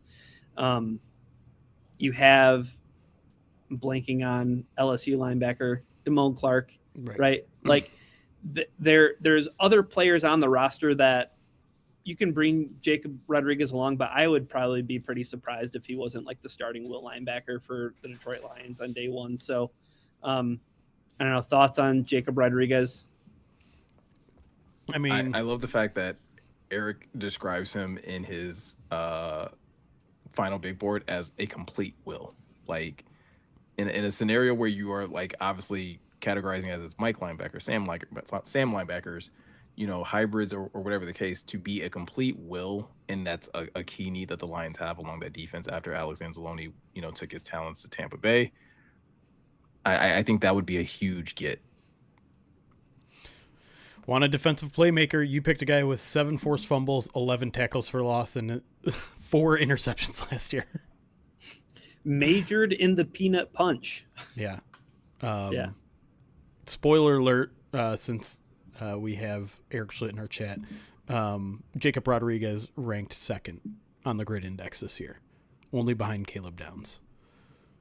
Yeah. I mean, when you're getting described as humble and a leader of men and all about business on the field and checks every box as a worker, isn't shy, getting vocal to rally the troops, 2-time team captain, and wrestling background. So I'm all about it. 2 wrestling Rodriguez's, and I'm out now. Sorry, too many wrestling Rodriguez's. Oh, come on. Nope. Hey. That's how they figure out who gets more snaps. They got to just have a wrestling match at training camp. Whoever gets the pin first, that's the starter next to Jack Campbell. Well, hey, wait, weren't you making tag teams the other day for your question of the day, Jeremy? Maybe. Jeremy? I've made several wrestling references in this podcast already. You don't know me. We're on the road to WrestleMania, just 363 days away. Wow, awesome. Okay, well, so then I made another trade because I didn't feel like making a pick at 128. So I traded up from pick 74, which I had acquired with the first trade that I made with the Kansas City Chiefs. So I traded pick 74, pick 128, and in true Brad Holmes fashion, I traded a future 3rd round pick because why not? I moved up and I drafted Keontae Scott. You just couldn't go without Keontae Scott. No, I had Keontae Scott in the first mock draft, but I definitely needed to have him in this mock draft as well because,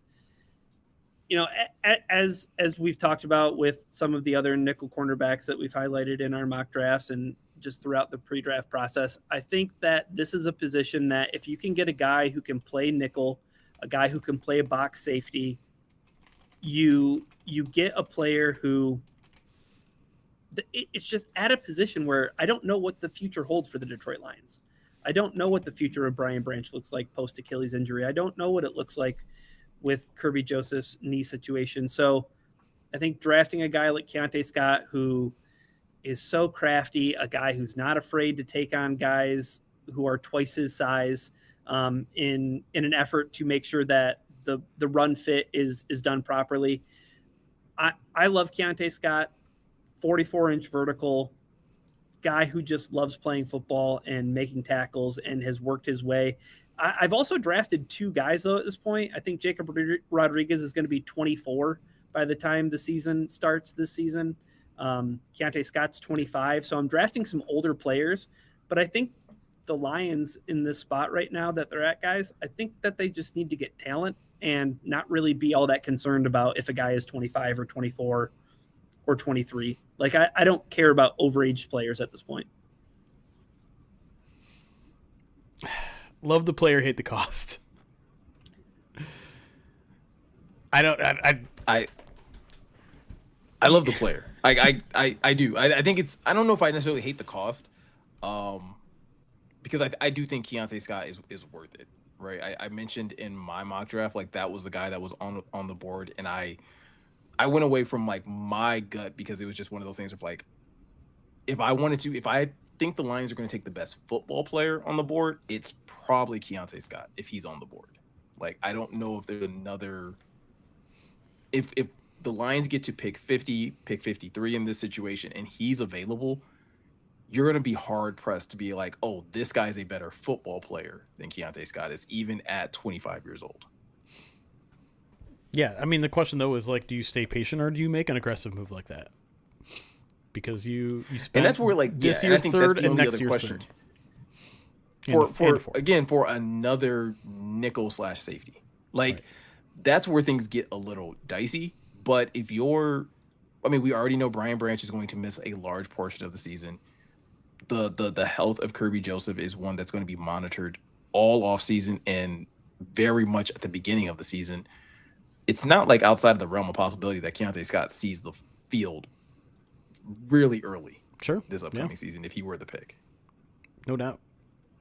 And even when / if all of your safeties are healthy, like, you probably find a role for Keontae Scott, at least a sub package role.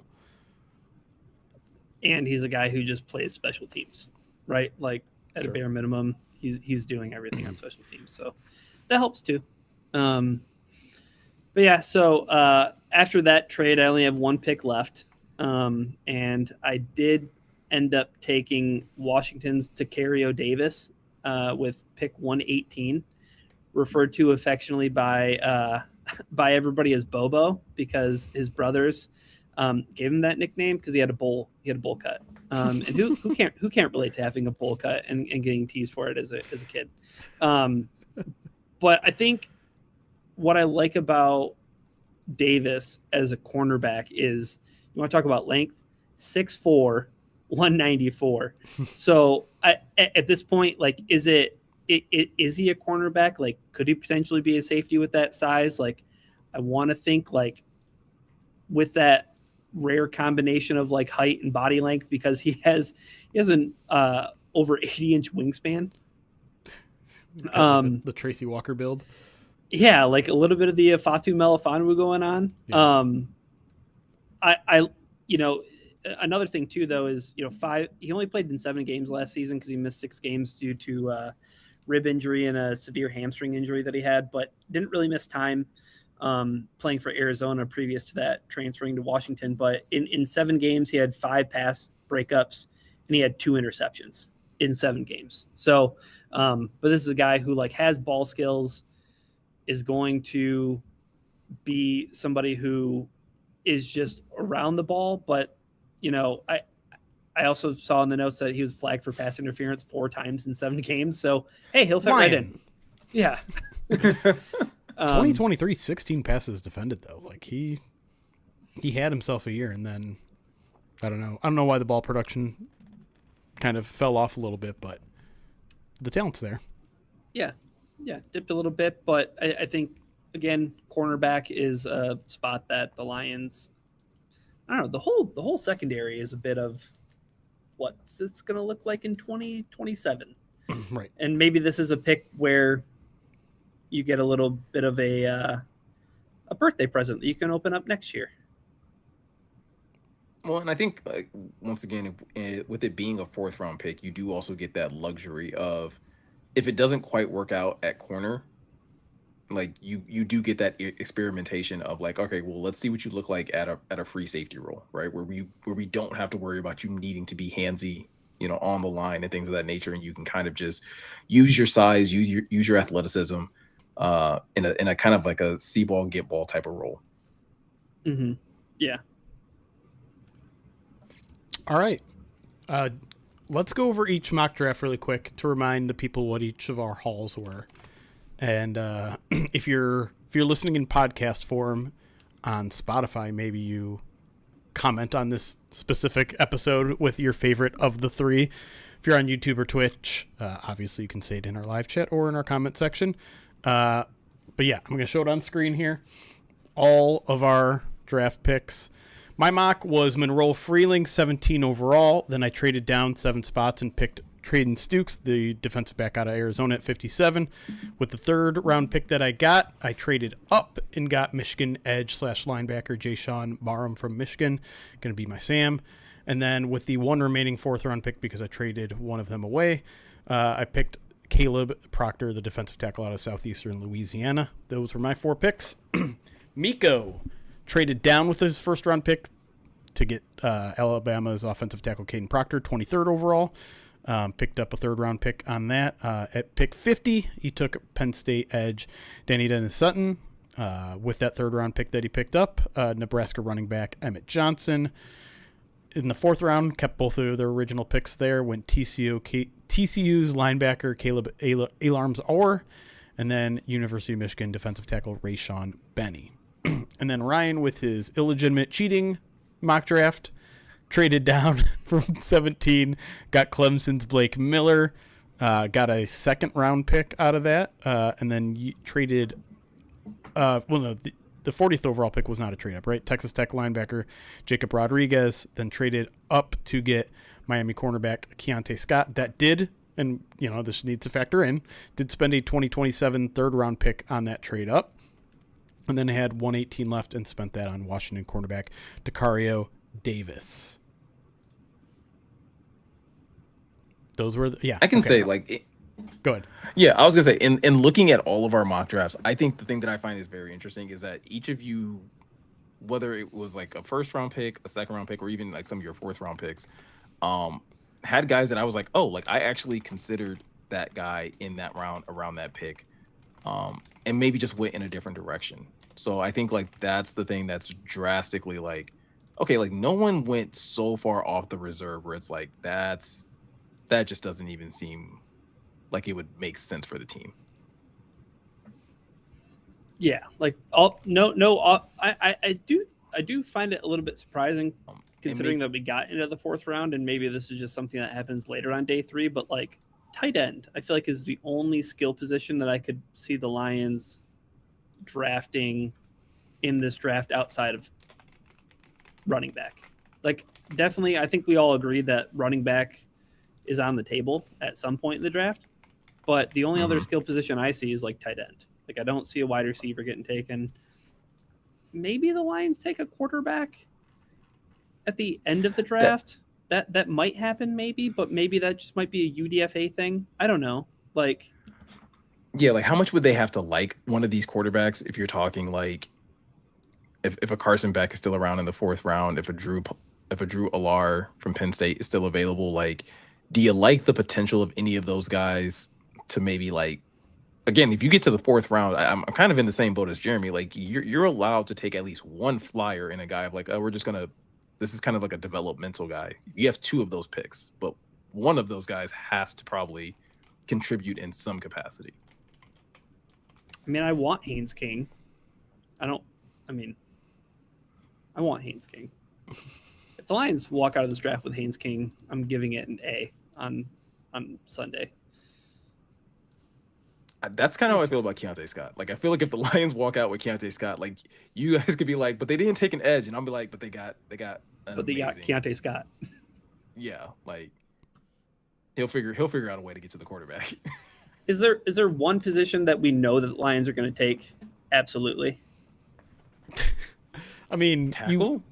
We want it to be tackle, but I don't know. I'm starting to believe them with how much they love Larry Borum, and I'm also I also do believe that even though there are certainly counter examples that Brad does believe in best player available, and that leaves everything on the table and everything off the table at the same time. Like, I still do think just the way that I expect the board to fall and the way I view this draft class, that offensive tackle still makes the most sense in the first round.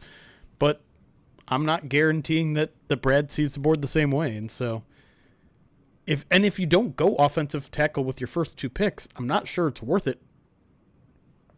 I don't know if you're going to find one later. I don't know if you're going to find a starter level talent, and maybe that still is worth it because, the way the roster is right now, not only do you have to worry about the fact who's starting at right tackle, but you also have to worry about that you're one injury away from having to start Giovanni Manu, and so maybe a OT3 that you draft in the middle of the draft is still worth the investment there, but I don't know.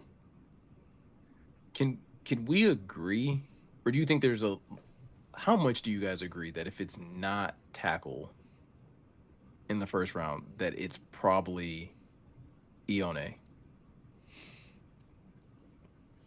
at 17? Because that's as much as I would like to believe that it's an edge at 17, that's the player where I'm like, if that dude's available at 17, that's probably the pick. Keldrick Falk, I think, is an option there. I think he fits exactly what they want in terms of an edge, even though he's not the most prolific pass rusher. Ugh, I don't know. I just know that no matter what happens, nobody's going to be happy. That's just the way I feel right now.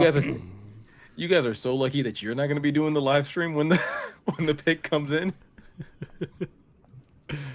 For what it's worth, I lost the Twitch poll, but there weren't a ton of votes. It was something like 7 picked Ryan, 6 picked me, and I think 2 picked Miko.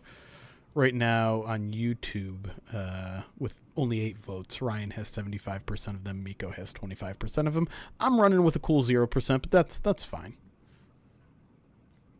Nobody liked Brad Holmes' draft class in 2023, right? That's right, Jeremy. Yeah.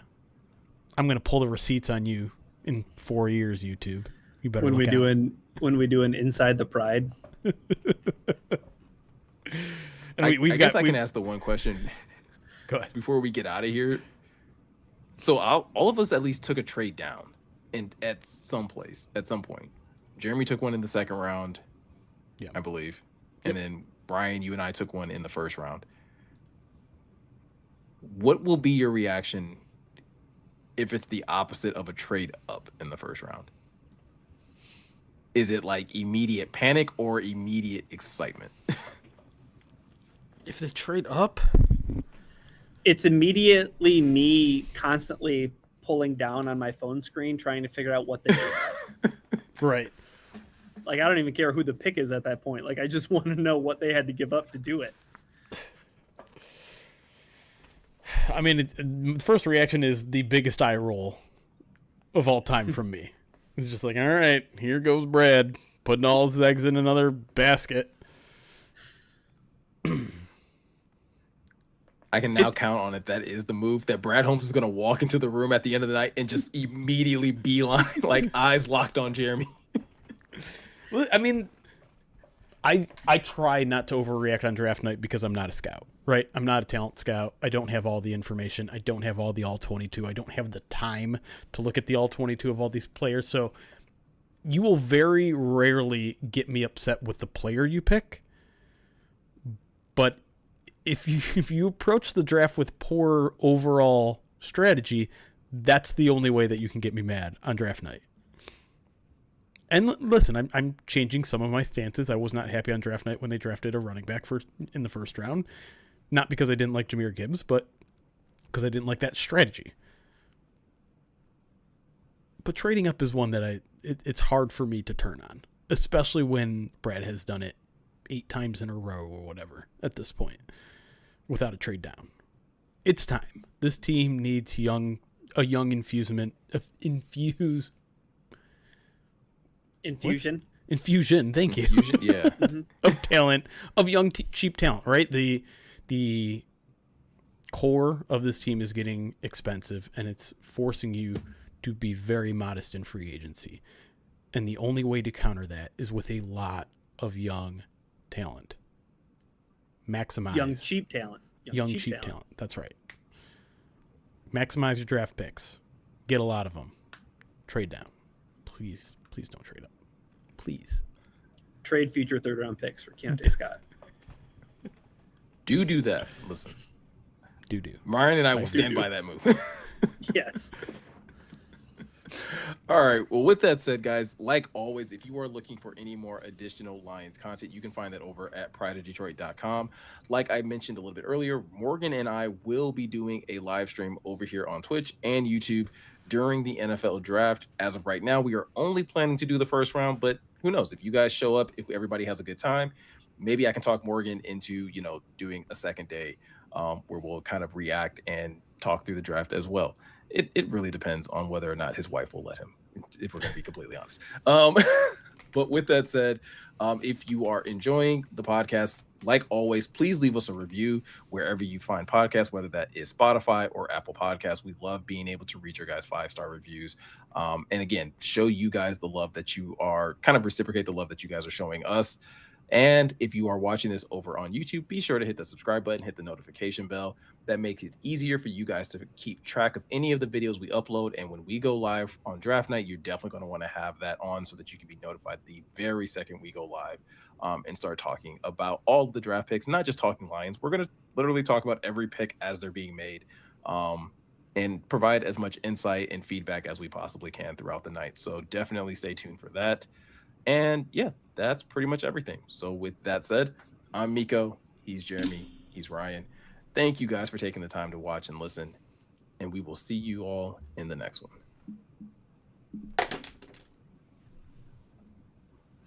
What? I missed the camera. There we go.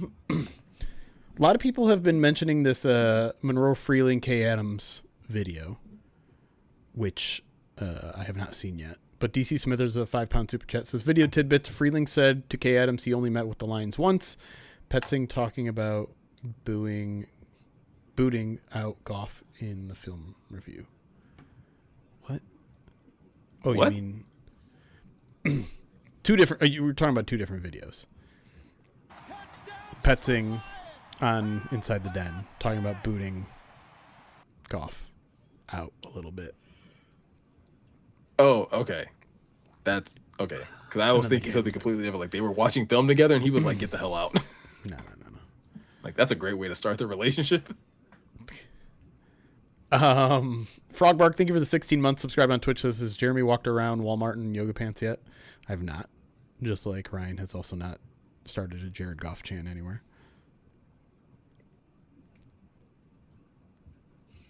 Yeah, I like how everybody's like, hey, Ryan, have you eaten those nuggets yet? And like, has Miko run miles? Have you done up downs? We'll do. Oh, yeah. Listen, the off season is it's still a long on. off season. Long off That's season. right. Baller Milio, 35 months subscribed to Twitch, says, I need Jeremy to not watch the Pistons the rest of playoffs. Guess who wasn't watching yesterday? That's true. This guy. And also, right, weren't you watching the Tigers when they got out to that lead and then they blew the lead? Yeah, when we were recording First Bite. But did you go back to watching it when they walked it off in the ninth? I was listening to the radio. Does that count? That counts. Yeah. You were engaged. I was engaged. Yeah. And it was one hell of a Dan Dickerson call, let me tell you. Oh. Base it to right. I love it. I don't think I'm a curse anymore. I'm just saying. I've seen the Tigers live and they won. When I stopped watching the Tigers, they blew a big lead, and then when I re-engaged, they won. You can't say curse. You can't say curse. You can't say curse. I can't say the word curse. No, I just immediately cherry baby tomatoes. Like I can't. So don't do it. You're no longer the cooler. You're no longer William H. Macy. I'm not buying any jerseys. Although I do kind of want. I want some Tigers. I don't have any Tigers garb. I want some Tigers garb. Yeah, you just got to get a McGonagall jersey. I wouldn't do that. Just like the minute after he signs that big contract. No, don't even put it out. Buy a Scooble jersey. Maybe he'll end up staying. I don't. If don't not, see then how at that least we can just blame you for him not staying. Exactly. We can be like, see, it's real. Dan, I bought a Matthew Stafford Super Bowl jersey Yeah, after they won it. In like the hour after they won the Super Bowl. No, not that soon. Mm-hmm. I know that is probably going to be. I don't have any shame for it, but I know a lot of people will not like that. I have like secondhand embarrassment. Like I understand it, but at the same it's the within the hour is the part that's just like I was so If happy you'd for been him. like like a man. week the only, later, I that's the bought- only time he would have bought it, though. You know what I mean? Right. Like he's no, in the for moment. sure. If I would have slept on it, I'd be like, why would I do that? I'm never gonna wear it.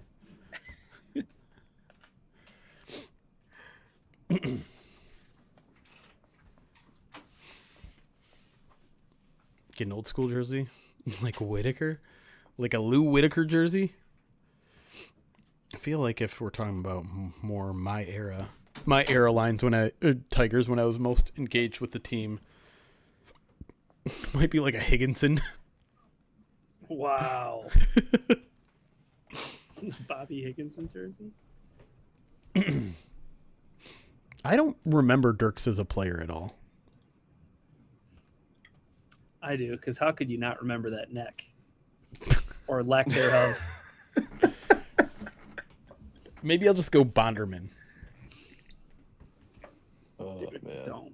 don't. You know who I am. Don't do that. I think I've told this before on the podcast. I'm not going to mention it again. Oh, I don't know if I do know this. Ninth grade, my email address was bondownage38, which I did not know Whoa. is very close to another. Bondage. Whoa. Wait, speaking of Matthew Stafford, Ian Rappaport just says the Rams are extending MVP Matthew Stafford, who has shown zero signs of actually aging. Young Ryan was into some stuff.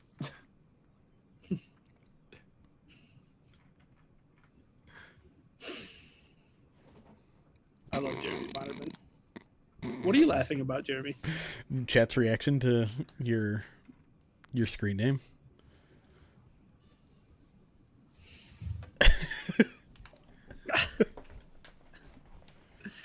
It was because I was on a message board and there was a guy who was a Yankees fan and he was a Robinson Cano fan, and it was like early in Cano's career, and he had his like username, I think was like Canonage 24 or whatever. And I was like, well, I'm just gonna do Bonderman, but Bonderman would be Bond ownage because Bonderman ownage is too much. So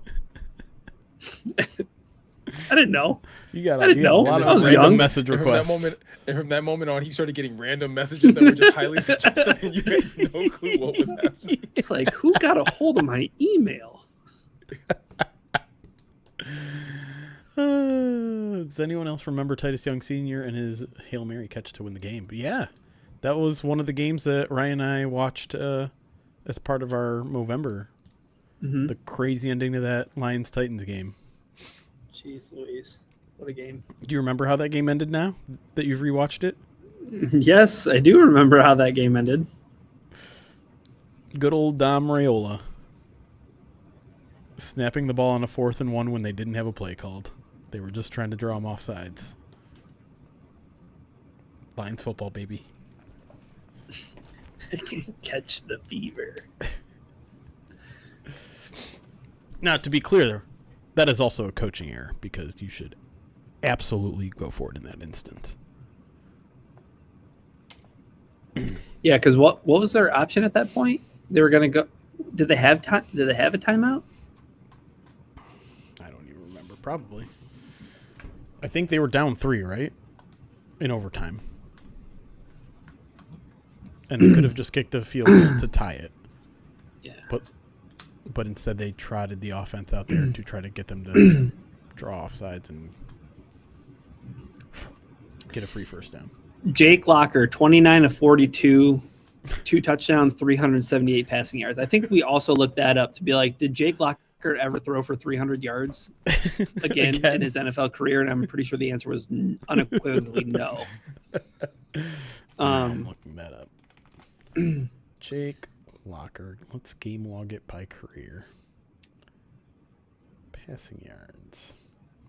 Lions. Oh, go ahead.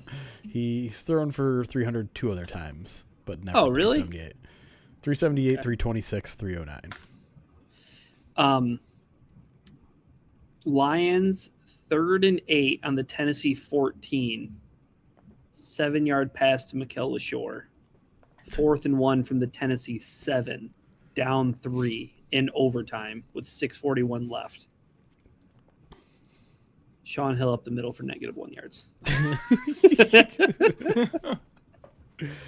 Yuck. Gross Indeed. Guys, we managed to make a 3-segment podcast condensed into less than 2.5 hours with breaks. And people are still going to yell at us about this as being too long. Well, as you saw in last week's podcast, there was one person that complained about it, and then everyone was like, no, we love this. That's like, I think that's the funniest thing is that like occasionally there's people on YouTube that'll be like, this is way too long. And then everyone else is like, no, this is what I came here for. Right. Well, my favorite is the people that confuse the term nobody wants this with I don't want this. Nobody's going to listen to a 3-hour Lions podcast. No. You aren't. You aren't. And that's fine. We're not going to be. You highly underestimate the number of people that get on the road and be like, play. Right. I mean, Eric and I consistently every month put out a 3.5 to 4 hour podcast, and the only complaint we've ever gotten is that I wish you did this more often. Yeah. Everybody wants this. I routinely tell Morgan, like, whenever we do, like, we try to keep Before the Roar shorter. And I'm just like, hey, we need to have, like, one shorter podcast for people so that, like, the algorithm won't think that all we do is long-form content. And then still, we will still get occasionally people saying the same thing, like, oh, man, I wish it was a little bit longer. And it's just like, we're purposely trying to keep this short. I feel like go the other way. The only way we get to short podcasts is if we do daily. And it's something we've always talked about. And some other podcasts do dailies, and you could probably keep it short. But I don't think any of us have the energy right now. We're all kind of stretched. Well, I don't think any of us have the energy, and I think the trade-off is you end up finding out that there's not that much to talk about on the day-to-day. Yeah. Like, no offense to people that do daily podcasts, but like you start stretching to find something to talk about. Yep. Will I be coming on after the first round? Probably not. Eric and I will be recording a video for Pride of Detroit Direct at the end of the first night and at the end of the second night, and then probably later to recap it all. But that's going to be Pride of Detroit Direct exclusive stuff. I would suggest, like, at the end of the night, maybe it's Miko and Morgan or whoever, record something for the podcast feed at the end of the night. If and it can be while you're streaming, you know? I think that's what we did in previous years, but I haven't discussed I think that's what you guys have done in previous years. I think the goal as of right now is to run the live stream like a draft show as much as we can. And then if not, I guess we could talk about this off air, but like potential plans on like if Morgan and I can't record something, what's the soonest we would want to do like a post round one?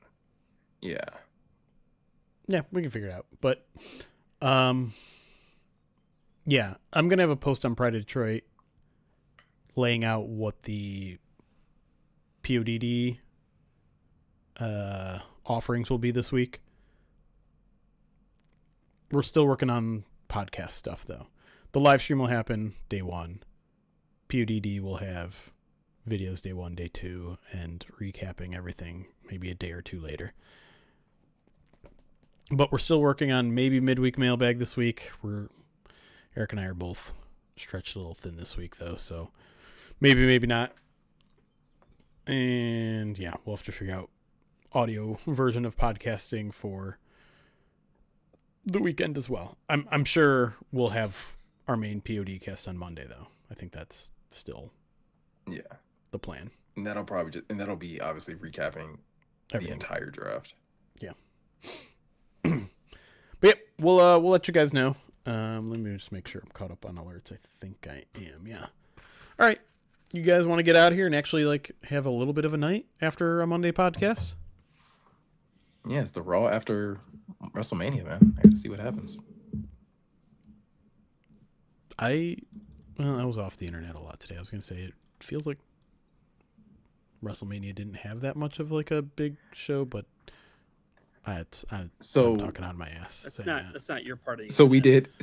Yeah, I was gonna say we had a surprise birthday party for Kalila, for my wife, at Dave and Buster's, and like I'm assuming this is because ESPN like has the deal with WWE now. Yeah. But like seeing WrestleMania on like huge TVs was like freaking awesome.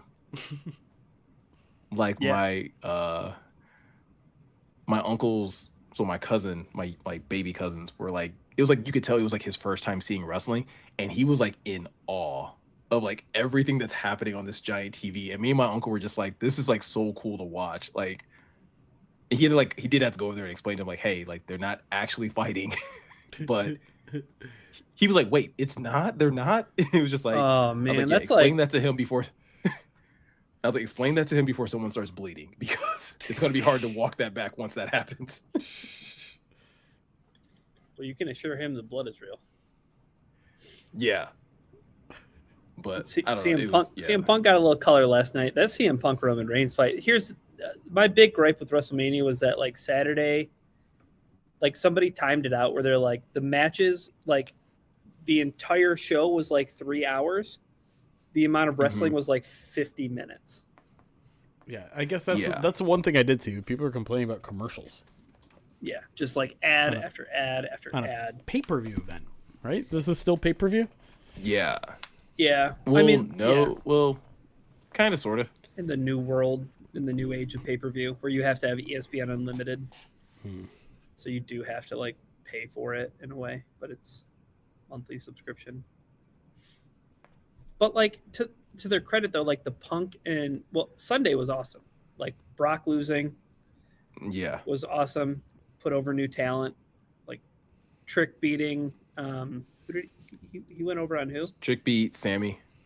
That's right. Yeah. So just like more talent getting put over, which is awesome. But like when WWE wants to have a main event feel big, they did it with CM Punk and Roman Reigns, and it was awesome. Like that match was 33 minutes long, but it felt like it went by in half the time. Yeah. I think that's the thing. I'm still like not decided on how I feel about like the 2-night WrestleManias, because it always feels like one night is not going to be as good as the other night. Yeah. I was talking to one of my students and he was like, the best match on Saturday, which was, and I agreed with him, was McIntyre and Fatu. And it was like the best match on Saturday would have been like the 6th or 7th best match on Sunday. Yeah. And that was a match that also felt like it was shorter than it should have been. Like that felt like that should have went for a considerable amount more time. Yeah. Yeah. But I don't know. It'd be a big, I mean, like you said, Miko, this is always it's like the biggest Raw of the year, the one after WrestleMania. Yeah, new feud should start. All the things.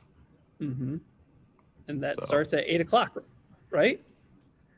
It does. So that means I have time to grab some Righteous Felon craft jerky. Oh, there it is. Enjoy some wrestling.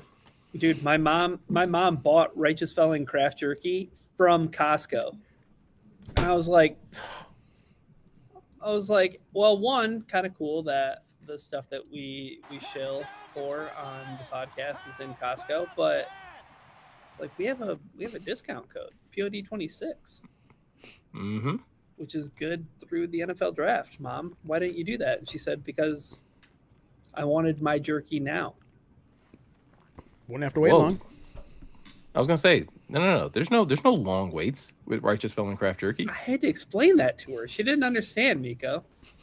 See, this is no shade to your mom, but I think she just needs to listen to the podcast a little bit more, and she would understand how great this product is and why like it is kind of worth the wait. She would need to listen to it for her first time. For being honest. I think it's the funniest thing. Like as proud of me as my mom is that I'm doing this, like I don't know if she's ever actually listened to a full podcast either. My dad does not realize like the cool stuff that we've done on this website because it's not traditionally how he engages with content media. Yeah. So like last year I tried to explain to him the live show. I was like, yeah, live show is awesome. Like we had Mina Kimes, we had Herman Moore. Like it was a live show. Like people paid money to come sit in watch you guys talk about the Lions like in an event center. Like and he's like, oh, that's really cool, Ryan. It's awesome. I'm like, no, like you should think this is way cooler. Like I'm your son. Like you should like if you were I had to pull one of those man, if you were there though, like if you were there you would have thought it was way cooler. You had to pull a do you know who I am to your own father. Kinda, yeah. Like I was like you had to be there. You had to be there. What needs to happen is you need to be out in town with your dad and someone has to recognize you. Okay. You know what? Since he doesn't watch or listen to the podcast, it'll just be me. Like he'll have no idea. Yeah, we can set this up. I that seems so incredibly sad. But in order to get Ryan's dad to love him, let's set this up. I wanted to be clear. This is not to earn my father's affection or to earn his support. But I wanted to say it did happen. He came. Oh, really? He came to a track meet last or 2 Tuesdays ago. He came to a track meet, and that was when I told you that student recognized me from the podcast. That's right. His dad was like, Mr. Matthews, and I was like, I don't know who you are, and I went to shake his hand. He's like, podcast, and I was like, oh, nice to. And my dad was there, right over his head. Didn't even. And clock. I didn't. Yeah, and I didn't want to be like, you know, he just like said hi to me about. I think it's because he led with Mr. Matthews, though. If he had been like, Ryan, like that would have been like a... Yes. It was also a grown man who was calling me Mr. Matthews. So my dad was probably like, what's going on? Like, is it like high schoolers look that old these days? Trevor Wood. Your Bonderidge email address that you used to have? All right. Shut it down. Nope. Jeremy is right. We had an out. Trevor Wood says it. Ryan, after winning the poll of best mock draft, are you proud of me, Papa?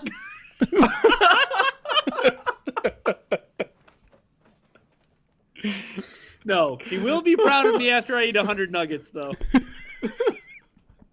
It'd be funny if, like, that's how he, like, I saw the clip of you eating nuggets. That was really cool, right?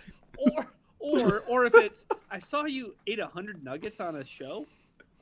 That's disgusting. Have some self-respect. That's what you do on your little podcast? This is why people are coming up to you and shaking your hand. Nuggets.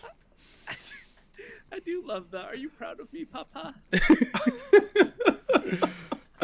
We did get an alert here. Phenoms Wow, 28 months subscribed on Twitch, says, the draft, the time of the year when we spend 3 months fantasizing over a guy that goes to another team. Then we criticize the front office for a month, and by mid-season we forget about the guy we wanted the rest of their careers. Jackson Powers Johnson, anybody? Ain't wrong. And then go Korg. I remember that being months. like the can't miss. Just say the word Zach Frazier, and you'll get a visceral reaction from Jeremy Reisman. See? In a pouty bottom lip. This whole Frank Ragnow situation. No. I'm not going to. I don't really do victory laps around the draft. Because I don't stick my neck out that much for individual guys. Me neither.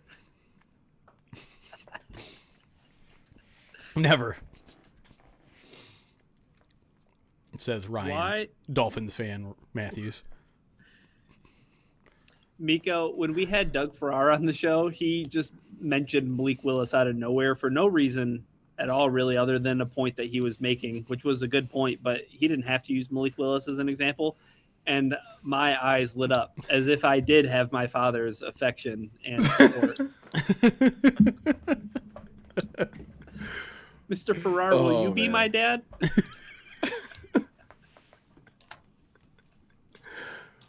I can just hear Ryan now. Like, if Malik Willis goes on to have like a fantastic career in Miami, like the day Jared Goff retires or whatever, he's gonna be like, this could have been Malik Willis. Like, we could have been. We can set up for the next 10 years. We could have been so many. Like, he would be just like fantasizing about like we could have been so many years into Malik Willis's career at this point. They thought I was a madman.